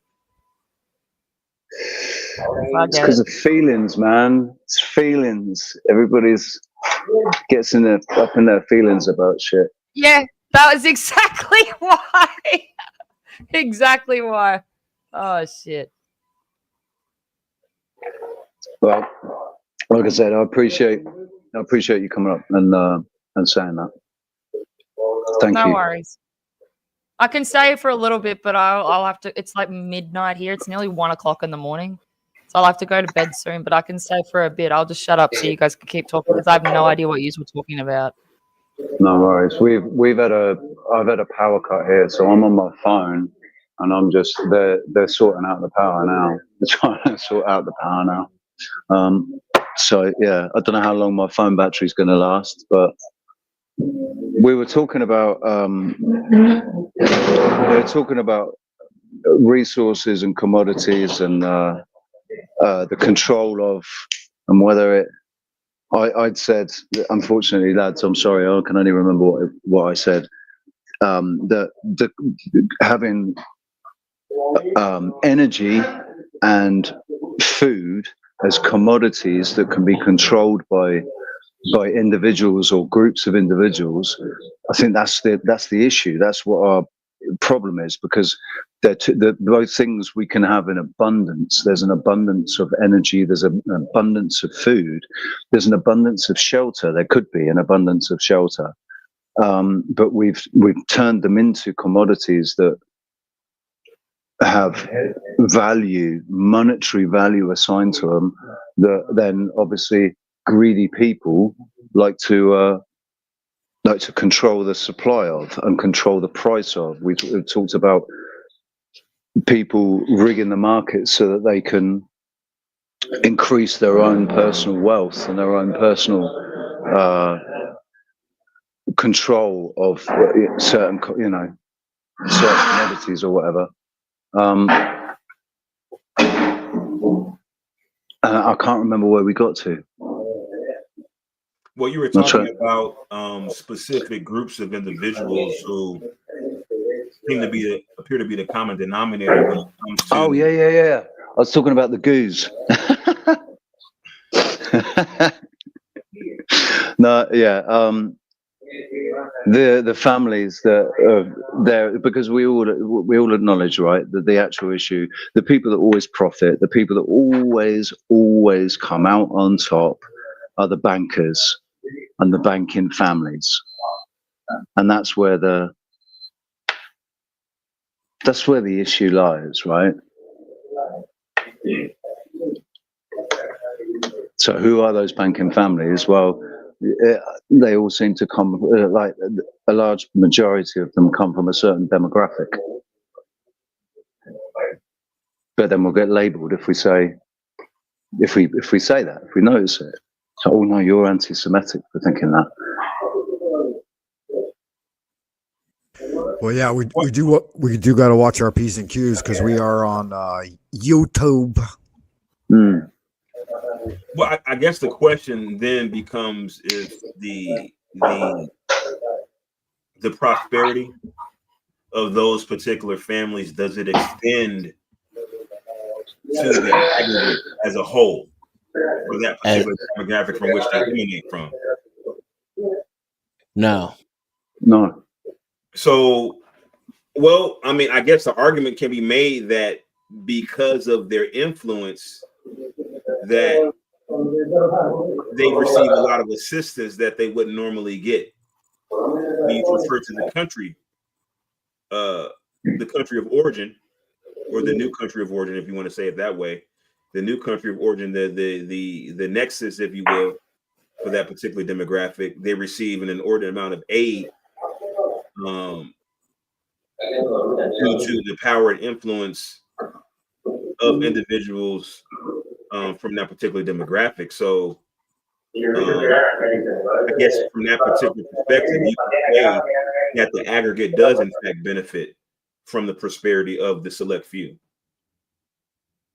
Yeah, they just don't experience the same quality of life. Agreed. And we kind of, again, like, so, you know, and I was having this argument with somebody who was talking about you know, everybody could be, you know, wealthy if just the rich would just, you know, if they just took all the money from the wealthy, blah blah blah. Obviously, the problem with that is there would be restratification at some point. There's people that just either want more or willing to work harder, so you would have some level of restratification, even if you redistributed the wealth. But it's this illusion that having lots of money will make you happy. Well, if everybody has a lot of money, does everybody have a lot of money? Because then the actual what is the extreme, what is the median, what is wealthy, what is not, all that changes if everybody had the same amount of money. Because part of and that's why I think that people calcify wealth, is because they understand that if everybody was wealthy, then the allure that they have of being wealthy, the things that, even if they were able to maintain some semblance of the lifestyle that they live, it wouldn't have any significance unless there's people that don't have what they have. There It's the has to same be with the average of everything. Sorry, I didn't mean to interrupt, but the average of any average that you do that, if something is above average and the majority of people are above that so-called average, whether it's looks, money, or whatever, then that becomes the new average. It's not anything, like you're saying, significant anymore. Whether that's looks, whether it's money, whether it's status, doesn't matter what it is. It would be the same. But also, there's things that, say for instance, if I have, let's say I'm a billionaire, right? That already puts me at the top 0.0000001% of the population globally, right? I can get pretty much anybody to do whatever I want them to do, just based on the promise of money. I can say, here, look it. Because let's just say, if you say, what is the one thing that you wouldn't do? And then you say, oh, I wouldn't, do X, Y, and Z, right? And I say, okay, I'll give you $1 million to do it. And you may say, no, I wouldn't do that. Okay, I'll give you 2 million, 3 million. At some point, you're going to say, well, wait a minute. Okay. Okay, I know I said I wouldn't do this, but for 10 million, right? So that's where not only the wealth itself, but the discrepancy between your wealth and those around you, that's why that has significance, because now you have power. That's what we were talking about earlier, is, how they are so intertwined, the wealth and the power aspect. And I think that's the reason why, people who have the power, who have the wealth, will do what it takes to maintain it, even if it means, let me just give somebody else a little bit of money to keep you at bay. You'll put some leader, what they call puppet leader, in place to maintain the status quo. I'll give this puppet leader a little bit of wealth, not even a percentage of what I have, just so I don't have to give everybody else money, because it's cheaper to pay that one person than to pay everybody else.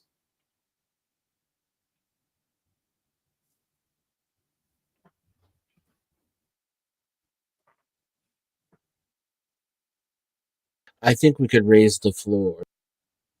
I don't think the Pareto distribution scale is effective or efficient when it comes to human communities. Wait, say it And again. I don't think Pareto distribution is effective or efficient when it comes to human communities. Can you explain that a little bit? What is that?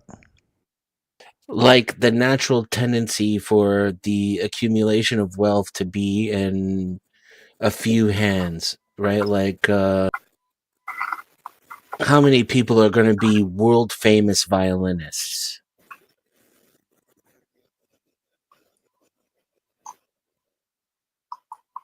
How many people are going to be trillionaires?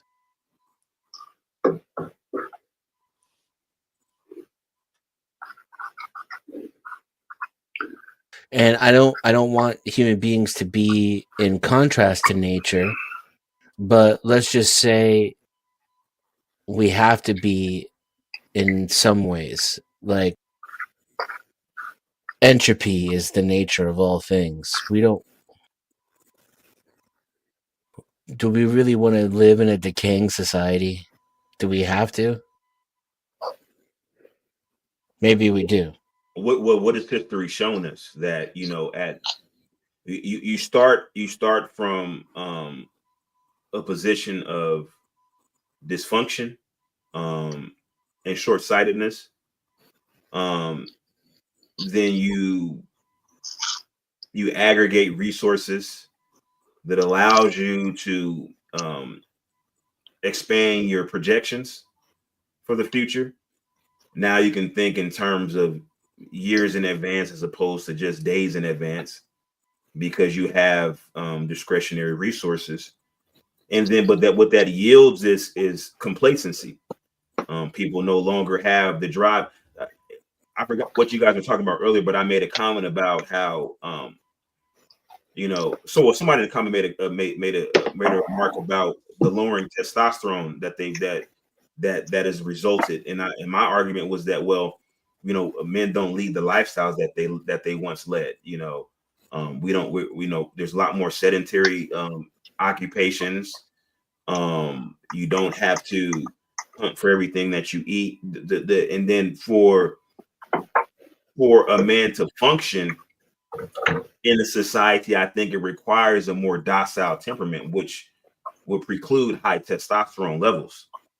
And so because of that, now you have less conflict, you have more complacency, more comfort, and then because of that, you have more latitude for dysfunction because now I don't have to be a productive citizen. I don't have to be a productive member of society because I can rely on the residual productivity of others. People who are overly productive, I can rely on their productivity for my sustenance. I don't have to be productive on my own. I don't have to go hunt for food. I can, get handouts from other people. Not necessarily saying everybody does that, but just to give you an example, and then just gradually, people become there arises a demographic of people who just lack ambition altogether. And so to your regards to entropy, I believe that societies, they build up to a certain point and then they slowly start to deteriorate again, and then another society has to rise to take its place. So my experience was kind of the opposite. I had the ambition beaten out of me by corruption, abuse, exploitation, dishonesty. I didn't engage with an honest and productive system that's run by people with like motivation and moral values were not bedfellows in my experience. All of the mentally laziest and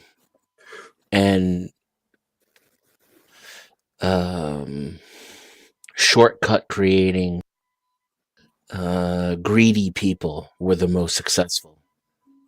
That was my experience, and that I was born a man, and I acting like a man and having the desires and ambitions of a man, and it was the system that beat it out of me.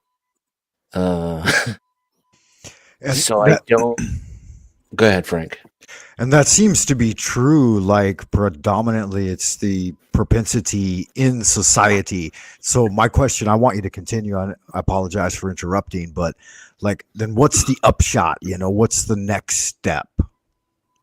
I think the next step is further progression along these same lines, but I still maintain this Pollyannish assertion that it doesn't have to be that way, because we can.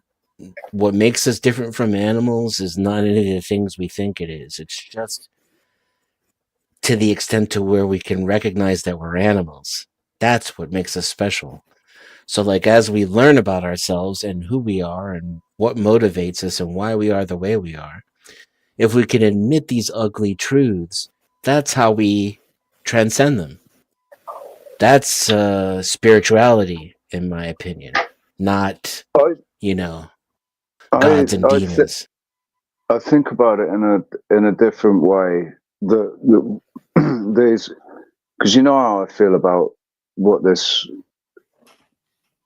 experience is, right? So these bodies that you say are animal because they've come from the animal. You think that you got that's going with the evolution. I say that we were created, but we're not. We are not our bodies, right?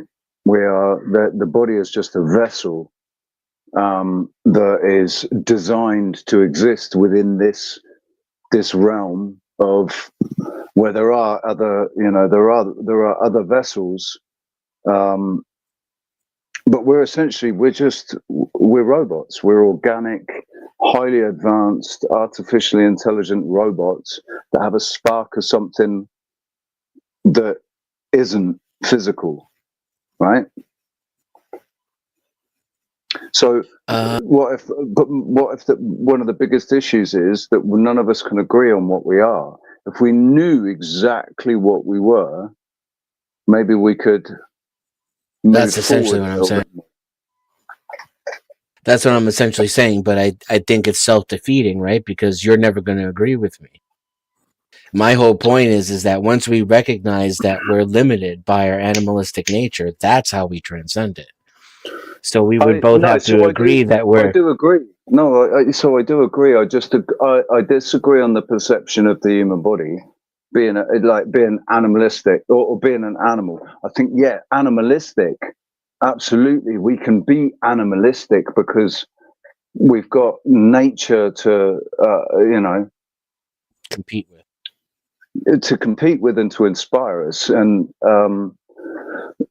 so, yeah. And to be honest, dude, when I've been in bed with a woman, I feel like more animalistic. It's a very primal thing.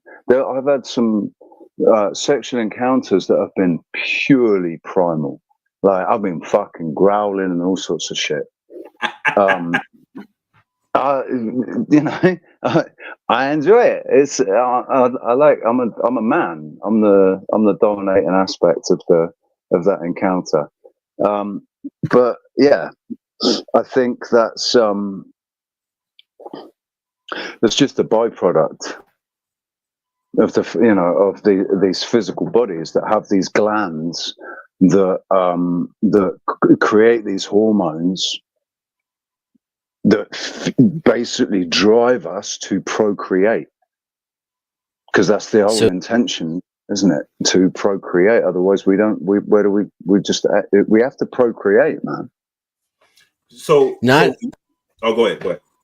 Not everybody's like that, and I think that if we learn our nature, we can create our own incentives. That's that's the root form of my proposition. Yeah, is like go ahead. if you get how the input creates the output, and you're honest about yourself with the membrane that lies between, which means it may not be as special or as holy or as perfect as you think it is, then that's how you can change the output to emulate more of what you want. You know. Go ahead, Frank. Well, yeah, and if internal alchemy means anything, and I think it does, it's the getting control of those internal secretions, not exhausting them prematurely, and then transmuting them into higher, more refined, quintessential energies that can birth a spiritual immortality that will take us beyond this base prime material realm or plane while we're still alive. This is where I diverge from most religious folks, is that they're waiting for death for the grand revelation, whereas within like the systems of internal alchemy within the Chinese system specifically, you're looking for that revelation and transformation while living. Otherwise, you're never guaranteed it. And to underline what I'm saying real quick, whatever that is, right? Whatever that calculus is, what you're saying, once we know it, we can deliberately practice it regardless of what the environmental factors are. That's all I'm saying. So, like, we could teach ourselves to be well instead of teaching ourselves to be sick, which is what I think we're doing. Corporatism is toxic. Sorry, go ahead, Jay. Well, I was going to say that I think that certain groups that are true believers actually feel as though if they already had the answers. Yeah. The text. I think that the issue, as far as religion is concerned, you have people who claim to be religious, but they're not even remotely familiar with the doctrine for the religion they ascribe themselves to be. So, and I think that goes to what 007 was saying, and that particular spark that distinguishes us from the rest of the animal world. Something else about us makes us unique. And from the Christian context, Judeo-Christian context to include Islam, there's a belief that spark that we have that distinguishes us, the fact that we're created in the image of the Creator himself. And so that will be the difference. And, and not to turn this into religious debate, but I think, to Denizen's question about, basically you're asking the meaning of life. That's the age-old question. And in order to really ascertain that, you have to ask yourself, well, first of all, you have to contextualize your existence. And I think to contextualize your existence involves asking yourself, where do we come from? How did this all start? And I think even from a scientific standpoint, you ask yourself, the theory revolve around either the Big Bang or some type of Big Bang contraction of the universe as we know it. But then the question becomes, well, where did what we perceive to be matter come from? The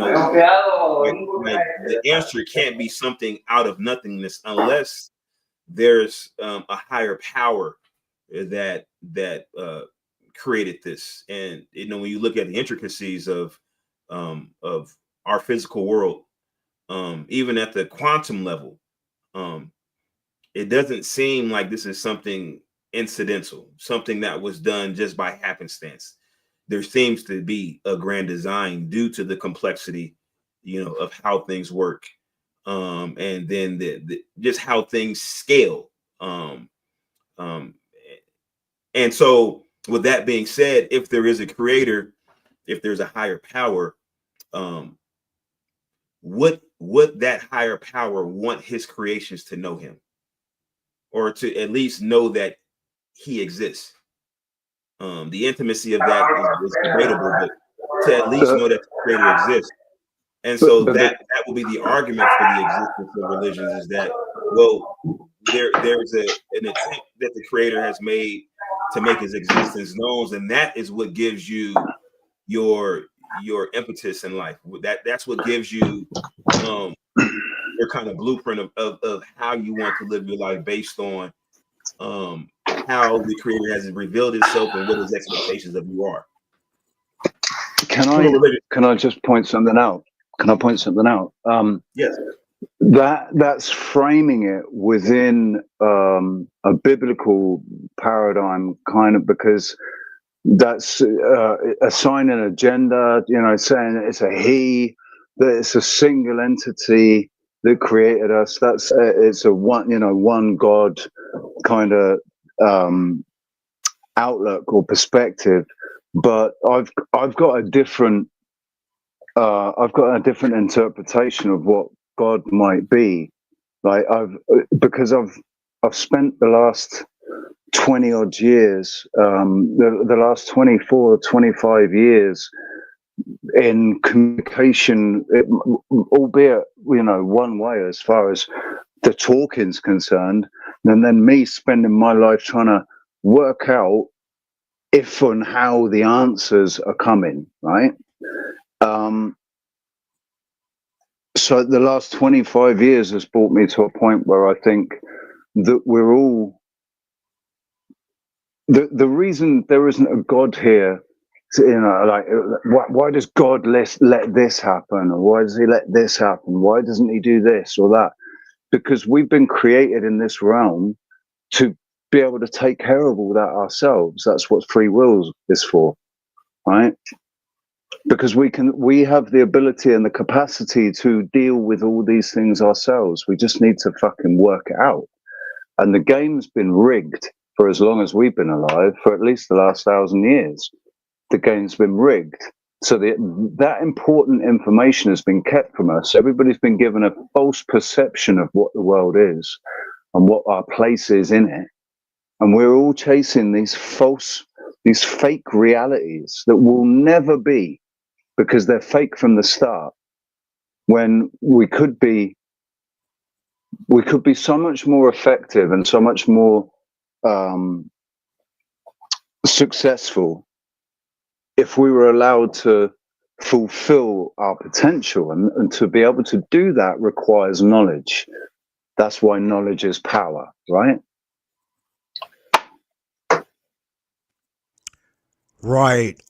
That tracks with what I've come to understand as well within the context of Tao, that the Tao is self-generating, and we're somehow a part of that. And then we have those tools right within us that you're talking about that we can use to refine ourselves. And again, that's, it deviates quite a bit from the traditional religious sense that we need God in order to have the breakthrough and the awakening, where it doesn't have to be that necessarily, right? It's that goodness alone is power. And when we do that thing, which is good, that we know to be good, and not within just, the human cognitive sense, but what seems to make things thrive and benefit, then that will lead us to it.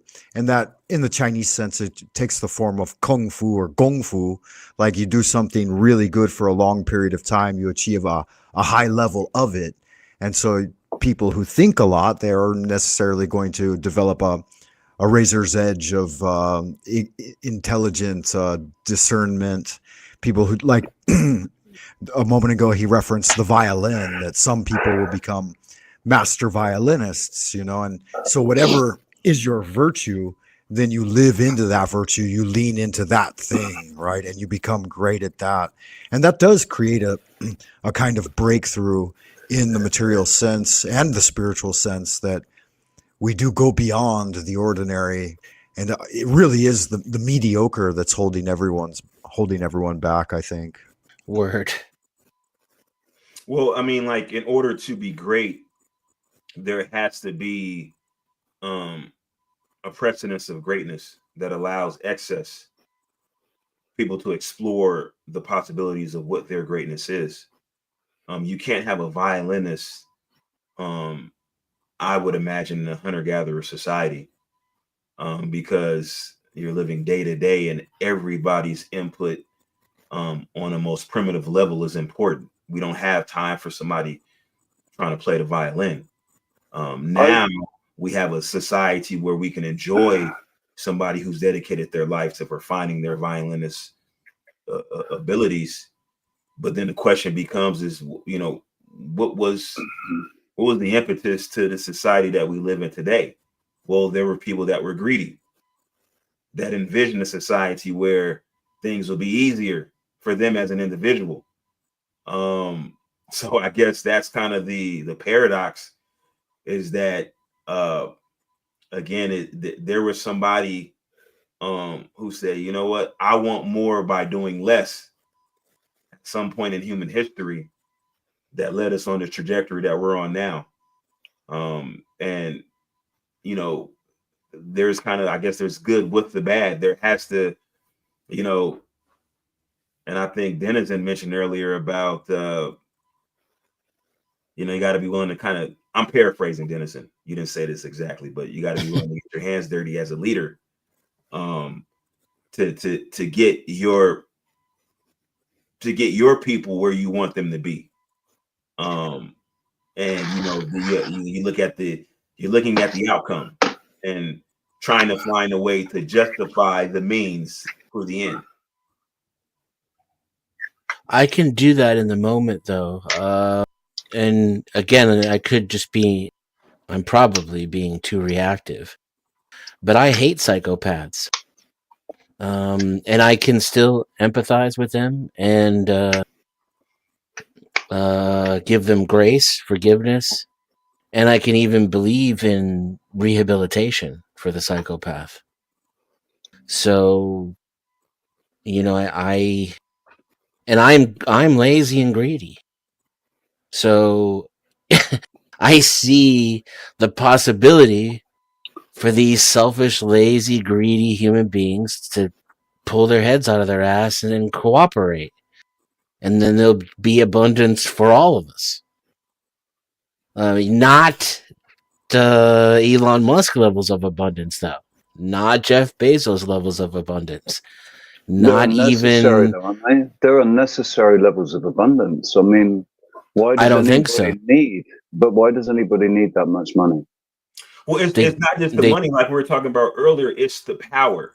So if you have a company that is highly profitable and you scale this company, in order to diminish the amount of wealth that you have personally, you would have to divide up your company amongst other people, thus relinquishing control of said company.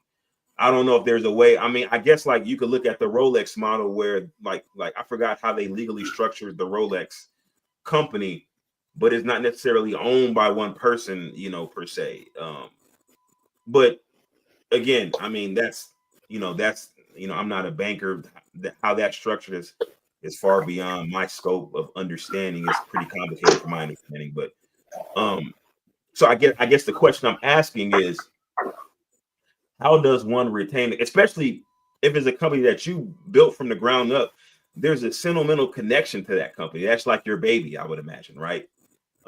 If you remember, back in the day when you were in the garage, like I believe most of these guys started in their garage at some point. Not that they didn't have a system. Most of these guys had some type of endowment from their family to get their business up and running. So it's not like they started from nothing per se, but they had somewhat humble beginnings compared to where they are today. So there's a sentimental connection with their companies. So for them, it'd be hard to give that up. There was no humble beginnings for Elon Musk. Oh, yeah. Or Donald Trump. Or Bill Gates. Or Bill Gates. There were no humble beginnings for them. I don't believe the narrative about the guys. Yeah, I don't believe the narrative about the guys that created Google. I don't believe that narrative. I think that's a bullshit psyop narrative to just make people accept them. But yeah, it's they don't come from humble beginnings, man. No, and Elon Musk, for instance, his father did an interview, and his father said that Elon Musk has been riding in Rolls Royces since they were kids. He said they wouldn't even ride in a Mercedes, Rolls Royces only. They definitely didn't start from a humble beginning. I stand corrected. Yeah, they were plantation owners. I think part of it is that we need to, as collectively, stop lauding them as an apex of societal wealth. Yes.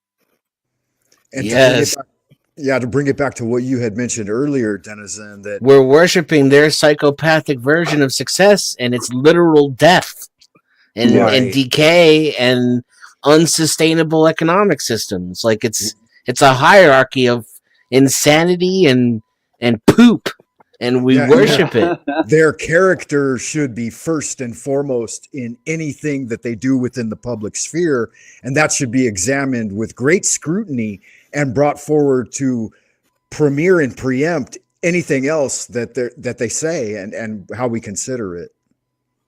But if you have the wealth to kind of skew, your own personal narrative, you have influence to. I mean, think about all of the press releases that you can just go to, any website, Yahoo or whatever the case may be, and you can have an editorial made, and say, oh, such and such, is the I don't know. Spearheading this campaign for global peace, and you've done X, Y, and Z, and it's all stuff that you wrote or you had a publicist write for you, but then it's published on a known, maybe even somewhat respected media outlet as a press release. And so then you tell somebody, hey, you can Google me, and they Google you, and this press release comes up. And because it's on MSN.com, Yahoo.com, you think it's official. And so for most people don't really know this. And so, that contributes to them being held in such high regard is because of the narrative that's out there for them.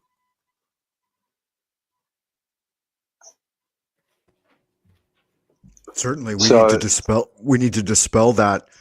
And there was something that Denizen said earlier too about that there should be an opportunity for rehabilitation, and that they are, can be forgiven, the psychopath, as it were.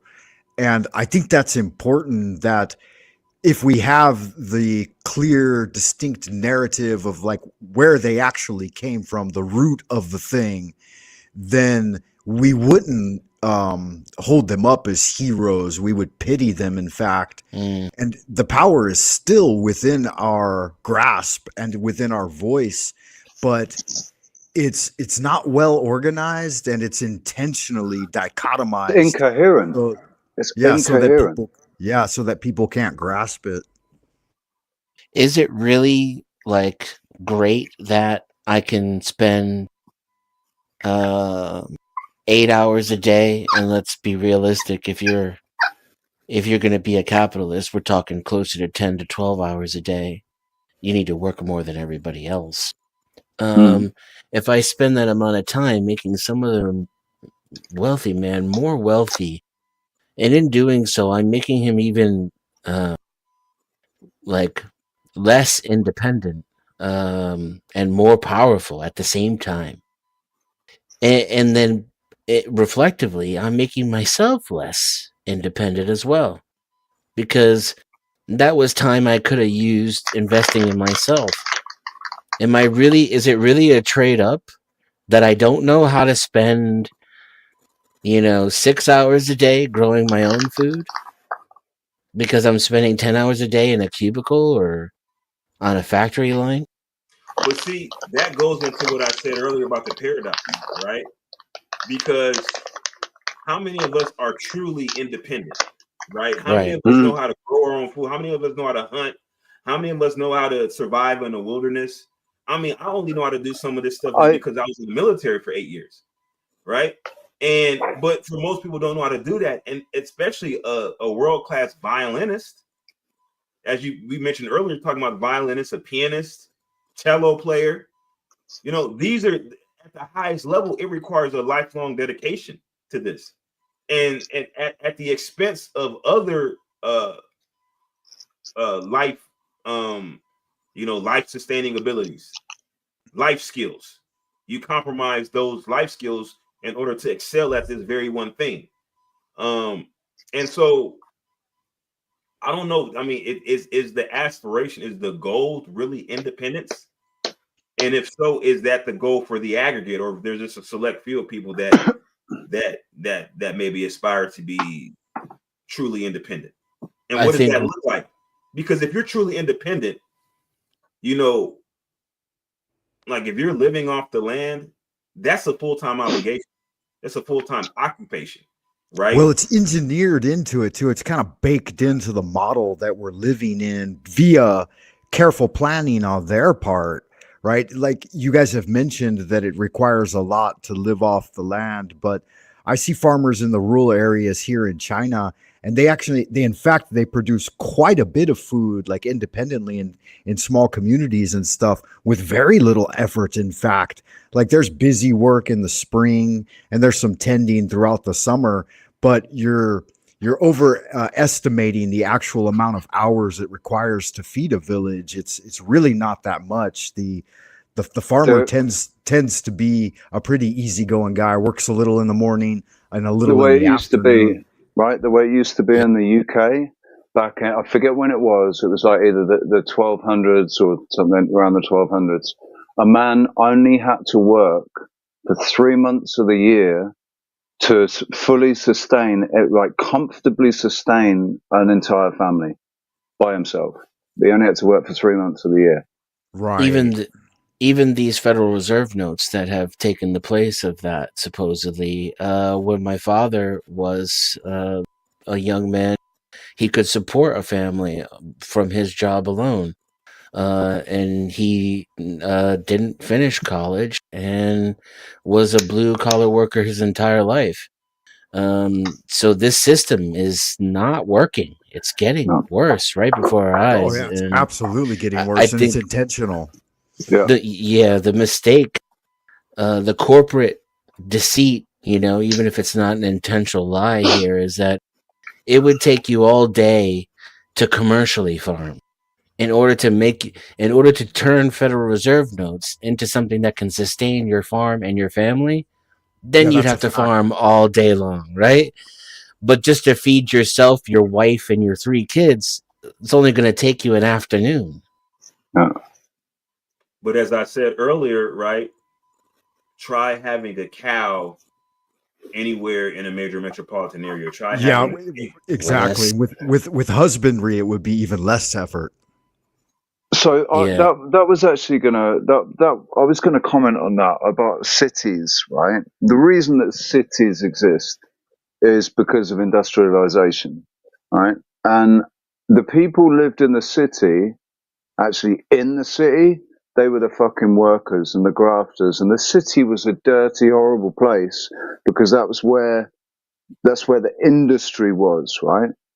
And now in the 21st century, the we all industry live there. changed and everybody lives there, but the work isn't the same, and the city is a really expensive place to live now, right? Um, Yeah, cities are half the problem, right?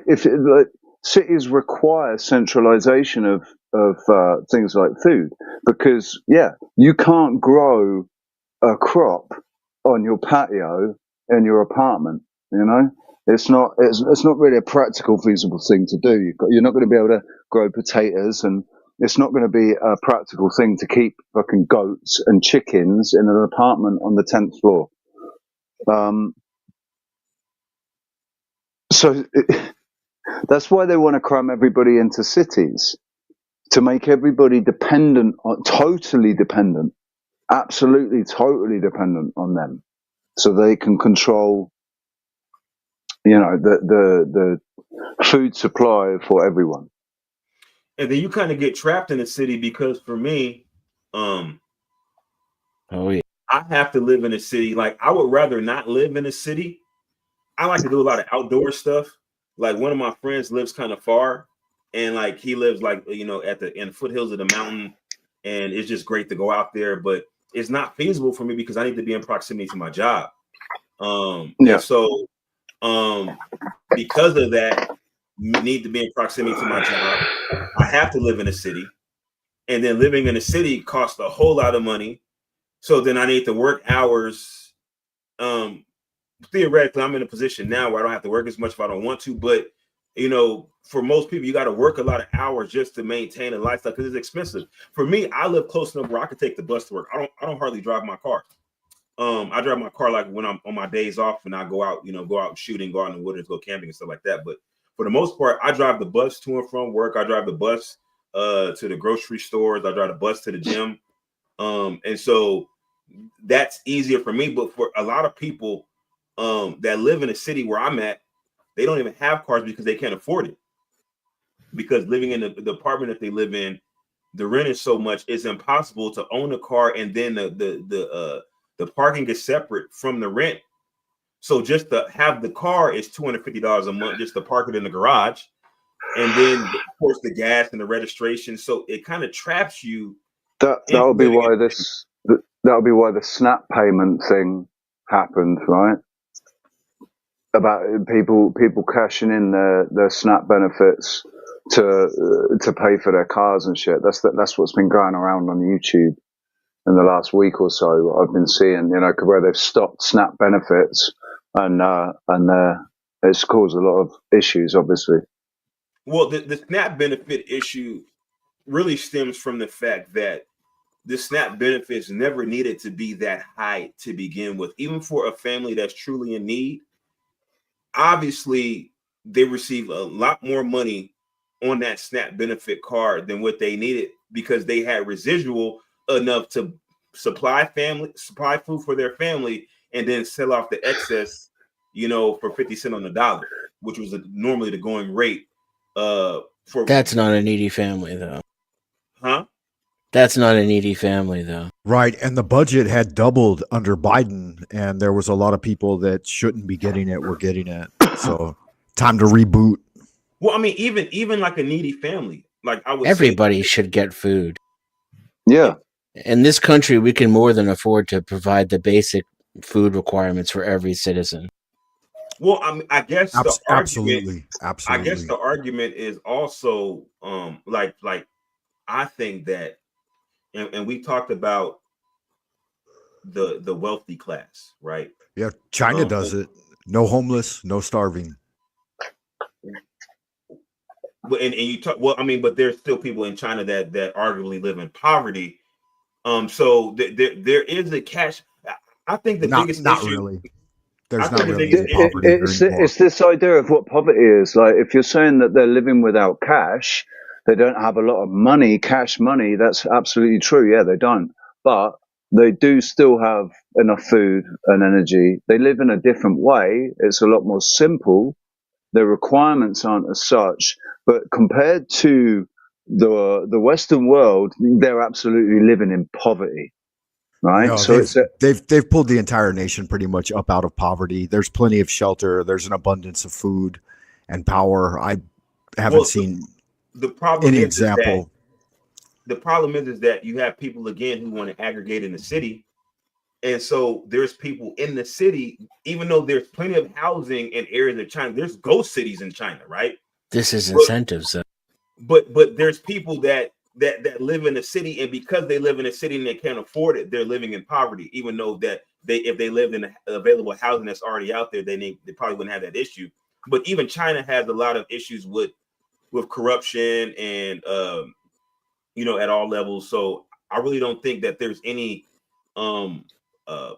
ideal government system that we know today. Every system of government that's in existence on the planet, I think, needs some level of reform. Oh yeah, no, China's system is far from ideal. Like the level of like suppression and oversight and lack of freedom is just mind-numbing. Like mediocrity is the order of the day. So yeah. Yeah. I think that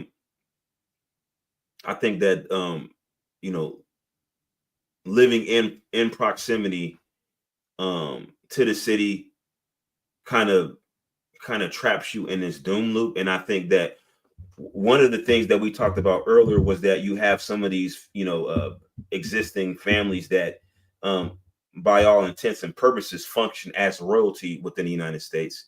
And then you have obviously the royal family in England and other parts of the world, but extremely wealthy dynasties that existed, perpetually for generation after generation. part of the issue that they're able to is because they have, once you accumulate a certain level of residual income, now you can make that money work for you. So now you're not now your lifestyle is not contingent on your personal economic output, right? What you're able to do in a given 24-hour period as far as work is concerned. You're not constrained by that anymore. And so one of the issues I think is that in America, you can never own property. And that's the reason why housing as it stands now is so much of a liability, because just property tax. Even if you inherit property, which happens a lot, people who inherit property because they don't have the earning potential to sustain that property, then they lose it just through property tax. Or if they live in an HOA, they can get HOA, dues that can turn into a lien. Property's taken from them that way. And so I think one of the problems I have here is the system of property tax for at least for a primary residence. If you I think that as an American, you should be able to own one home outright, or a condo or something like that.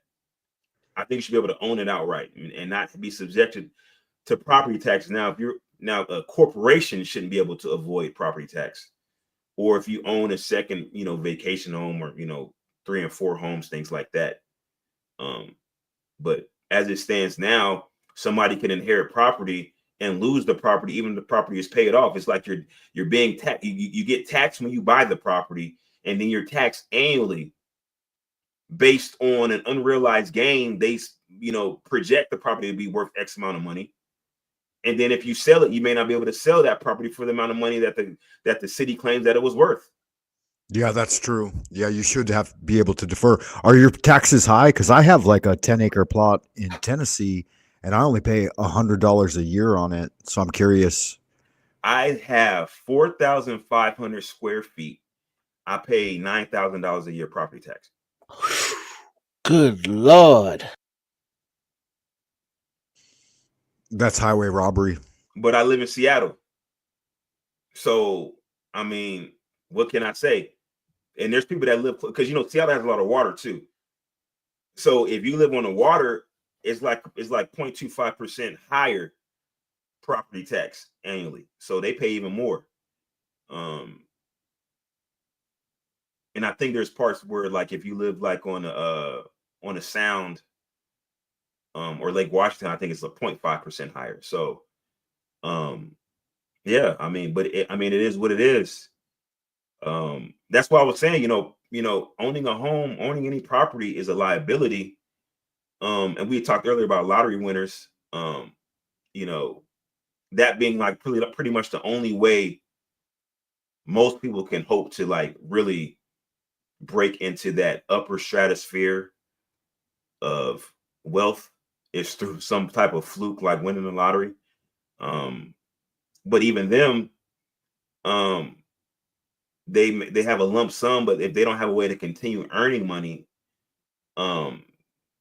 we see, statistically speaking, they're likely, I think W's pointed to a statistic, corrected me. I said 10 years. He said, no, people lose their money from lottery winnings within 5 years, which is just insane when you think about it. And that's because as it stands now, you can't, like, even Denizen, you can't just go to the Death Valley and just say, I'm going to live out here rent-free legally. Just find some unoccupied land. I'm just going to live here. Or let's just say I'm going to buy a little bit of land. I'm going to buy, 5,000 square foot, maybe 10,000 square foot. And I'm going to put some solar panels. I'm going to live off the grid. You still got to pay property taxes. Yeah. And then you still, depending on where you're at, if you're not far enough out, they're going to demand that you hook up the city sewer. Yeah. And so if you live in an area where they haven't run the city sewer all the way out there yet, you got to pay. You got to pay for that too. Linear foot. Yeah. I could cash out of the rent game for like $80K. Huh? I could cash out of the rent game for $80K. Well, but it would not be the kind of lifestyle that most people are accustomed to, potentially. I had looked into building some ADUs in the back of my property. So the way my property is set up, the building, the main structure is like kind of towards the front, towards the street. So there's ample space in the back. I want ample space by Seattle standards, ample space to build a 2-unit ADU. Very small, but I can technically build it. But the problem is that I would have to redo my plumbing because of the city, the zoning laws and the permit restrictions. I would have to redo the sewer and go out to the street, and it will be about 145 feet of sewer line at a certain degree. I have to pull up the concrete, basically to be an additional $25,000 just in sewer costs, just to do that, in addition to the regular plumbing for the structure itself. So it's just like it's like really cost prohibitive even to create additional housing on land that you own, because the requirements, in addition to the permitting process, it just makes it inefficient unless you're able to scale your operations to have, like, I did the math. Basically, you need about at least 7 units to make it make financial sense. If you're building anything less than 7 units, you can't utilize the economies of scale, and it becomes extremely expensive per unit, which precludes the regular person from saying, hey, I got extra space on my property, I'm going to build extra housing, so that way we can bring rent costs and housing costs down. Only the big corporations and more wealthier outfits are able to do that. And so again, that kind of boxes the regular person out from really climbing the economic ladder.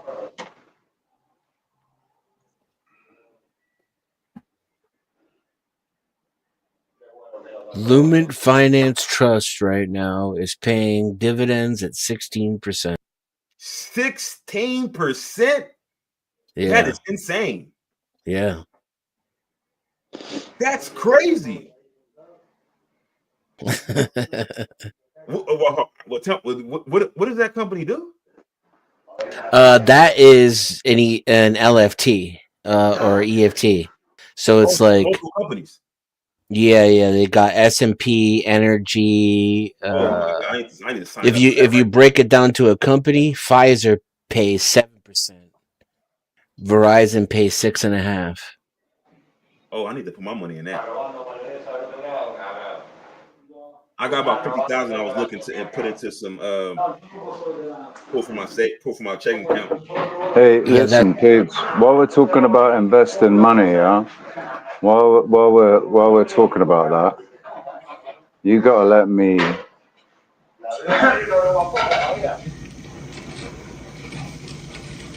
Donation. It's a donation. I thought it was a trash. Don't be hitting on me. Put some money in stupid ass. I whoop your ass, Clarence. Don't call me now. Watch it. You tall black motherfucker. There's women up inside. I don't give a fuck about. Ain't nobody give me nothing. Bless your PayPal right now. Let me see what this is at. Oh, somebody please drop my PayPal link in the description. That's my first grift of the day, man. I've been going for 5 hours. Woo. I see your PayPal. Your PayPal is in your information. Yeah, in the description and information. Yeah. There's Ko-fi as well, but I appreciate that. Thank you very much, sir. Sorry, don't let me interrupt though.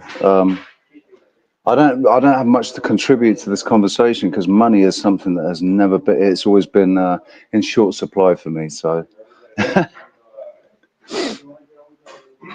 you're speaking about something. It's like Greek to me,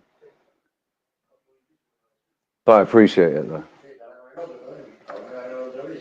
Richard Avery. That's the one. Making sure it's the right one.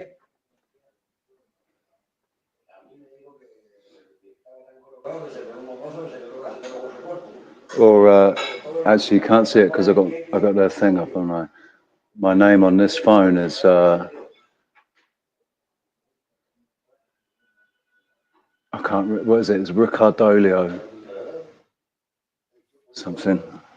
Stock market opens in 5 minutes. Trump reduced some of the Chinese tariffs, so I'm hoping for a payday today. Hey, can you drop the ticker for that ETF? Yeah. Put that in the back chat. I need to look into that, man.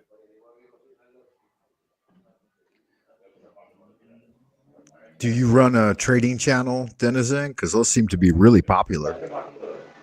I talk about trading on my channel sometimes, and I have a trading group in my Discord.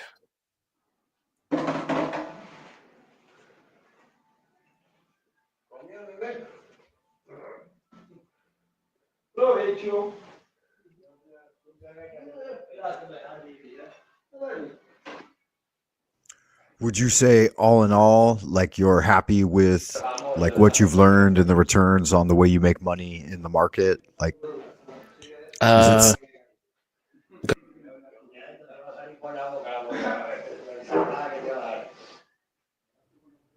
You cut out. What were you saying? I was gonna let you go, but I was gonna ask, yeah, do you find that it's like a satisfactory lifestyle and way to generate income? Because my son has a lot of interest in it right now.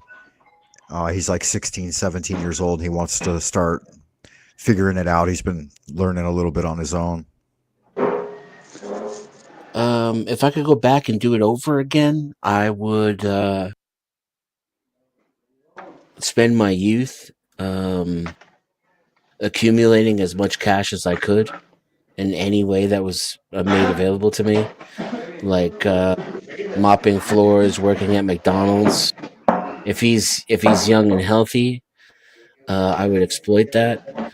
And then if you could start, a brokerage account with, say, a couple $100,000, you do not need to take a lot of risk, and you could live off of the residuals for the rest of your life. There's riskier ways. For me, I didn't start trading until my late 30s, and so I take a lot more risk, and there's a lot more ebbs and flows to. Like, I've been in and out of the 1% in the last few years, several times. But I live a very minimalist lifestyle, and that's by choice. That makes me very happy, but I don't consider myself to be average in that sense. I don't want a lot of space. I don't want a lot of luxury. I don't care if I own a car. I don't, I don't care what clothes I wear. I'm not a very materialistic person, and it takes very little for me to be happy. And avoiding employment in this, what I consider to be a toxic environment, it's worth a lot of what other people would consider sacrifice. And then, of course, I pay for my lifestyle in other ways, besides money.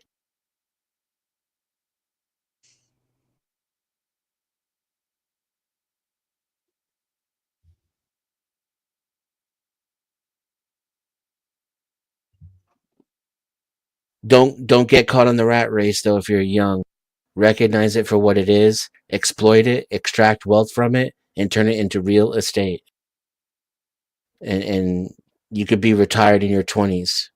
Oh, so you're of the mindset of converting capital into actual real assets. To create a foundation for yourself, and then you could use the financial, like whatever's left over, as a way to cover maintenance costs, quality of life, medical care. If you have like a certain, at least my plan forward is to have a certain amount of cash on hand, then actual real estate, so I can avoid a lot of the costs of living, right? Rather than maximizing income, I want to reduce my cost of living as much as possible for as cheap as possible, and then use money as an instrument to generate income.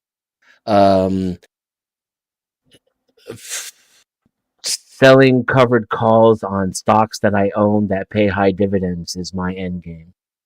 And then I know that's a lot of like trade vernacular in there, but basically what unlocked the key in my mind when I was trading and I learned how the wealthy do it Oh, you're gonna take out loans on your stock portfolio? huh? Are you gonna take out loans on your stock portfolio? Is that what you're saying? No. Oh, okay. You can do that, but I realized that every time I was buying a stock option, and it blew my mind when I understood the mechanics of this, there was another dude at the other end of that transaction. And whether my option increased in value or decreased in value, he made that money. I'm paying him the premium for the opportunity to win or lose. But win or lose, he keeps that premium. And that's what Warren Buffett does. Okay, let me ask you this. Let me ask you this. Okay. Because I don't understand the mechanics of the stock option. So basically, how I understand it, you have a stock. So there's like a stock that, say for instance, like it's the LFT stock. Let's just say it was a single stock, Amazon, right? And so in your mind, you think that the Amazon stock will go down by 10% within the next 1 month. And so you can have a stock option based on that prediction, and it will pay you if your prediction is true, correct? Correct. And so basically you're renting the rights to that stock, the mechanical royalties per se of that stock you're renting. Yeah, it's for a specified period of time. Yeah, I'll tell you in definition terms, and it's basically what you're saying. It's the right, but not the obligation to buy or sell an underlying stock at the given strike price. And in America, you just add within a certain amount of time, so there's an expiration on it. Mm-hmm. And at the end of that period, let's just say that your prediction holds true. You only own the difference, but you don't own the stock itself. Right. You only own the right, but not the obligation to buy or sell that stock. And you can sell that to someone else.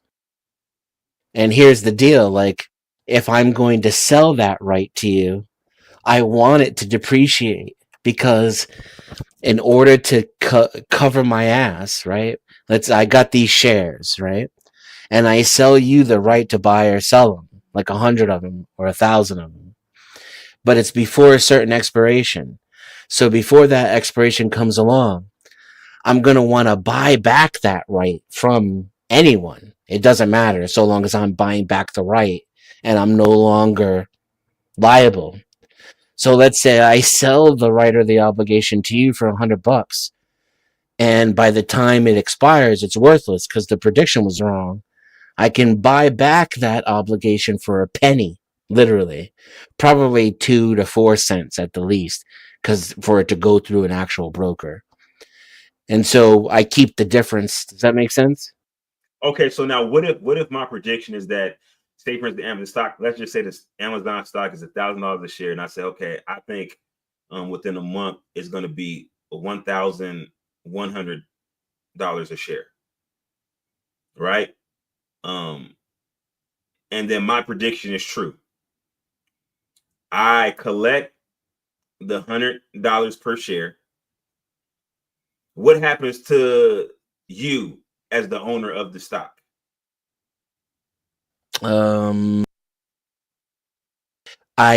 You could exercise your option, right? So I personally wouldn't. I would sell it back at that elevated price and keep the premium.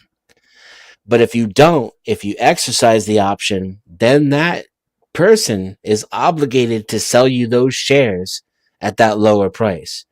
So now you own the shares for the price of the strike price that you bought them at, and they're worth more already, right? Mm-hmm. So you either keep your unrealized gains or you turn around and sell it right back into the market for an immediate profit. I would just sell the premium on the option. Does that make sense? I wouldn't exercise my right to transact the shares. Okay, so selling the premium on the option. Explain the selling the premium on the option. So rather than wait to the expiration, I wait until the value of the expiration's time is balanced or lesser than the intrinsic value of the contract because of the increased stock price. And that's how I can maximize my financial gain, right? No. That's you. Are you talking about you as the owner of the stock, or me as the one that's trying to buy the option? Me as the options owner. I've already bought the option, right? I'm you in this scenario. I've already bought the option. Okay, I'm going to sell that option back before it becomes time-wise unattractive to other traders. Does that make sense? So let's say I bought so you bought a 1 month option, right? Now you bought the option with you bought it it's $1,000. You think it's going to go to $1,100 in a month. At 2 weeks, it's already at $1,100. Yes. So your ideal is to go ahead and offload it right then and there while it still has 2 weeks. Right. And because it doubled in half the time that was expected, it's worth way more than 11 now. People are willing to pay 12, 13, 14, maybe even $2,000 for it. That's when I'm going to sell it. Am I correct? Am I correct in thinking then that if I accumulate enough Jing Qi, then I can Hua Qi in the Shen, and the Wu Ji will be sufficient to get me to the Shen Shen level so that I can Tongguo the veil. Does that sound accurate? We call that the wheel, Frank. That's when you own enough shares to where you can sell the obligation to others. The right, but not the obligation to others. Yeah, and then mind fucked me beyond belief. If they buy the stock, like say for at the end of the option, they decide to exercise it and buy the stock outright, then you have the actual value of the stock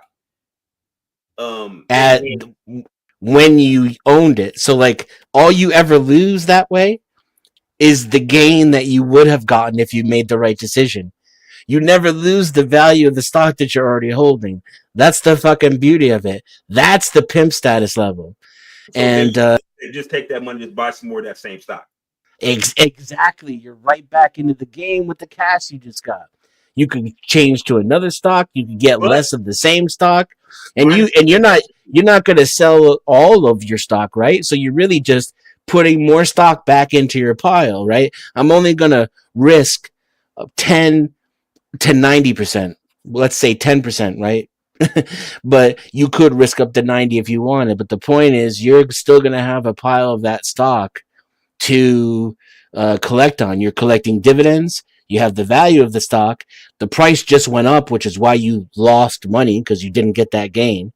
So your stock that you're holding is worth more than it was when you sold the option.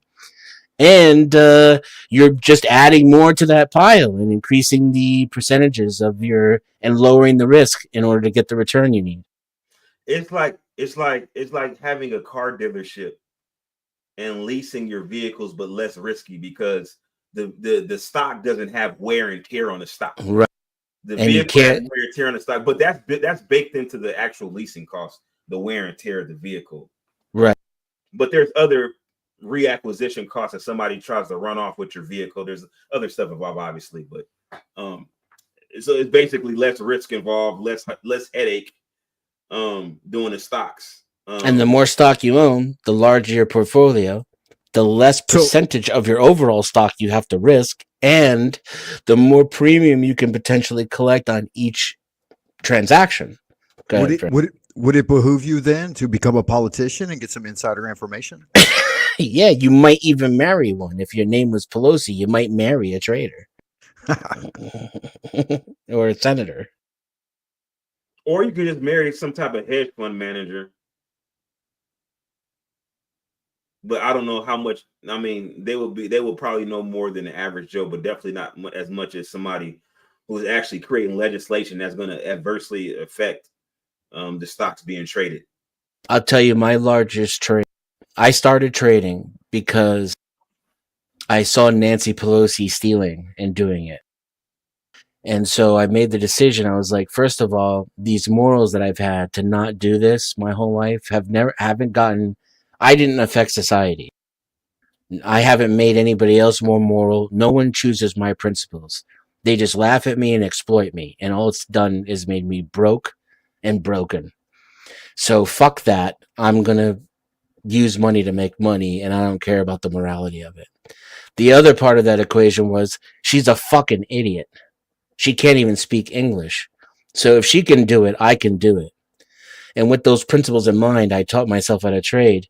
And coincidentally, almost like fate, my largest trade ever was because I saw the opportunity first, and I put about 4,000 in options. And then Frank Pelosi put 10 million into what I invested in. And so I was like, fuck it. If Frank's in, I'm going to throw in another 8.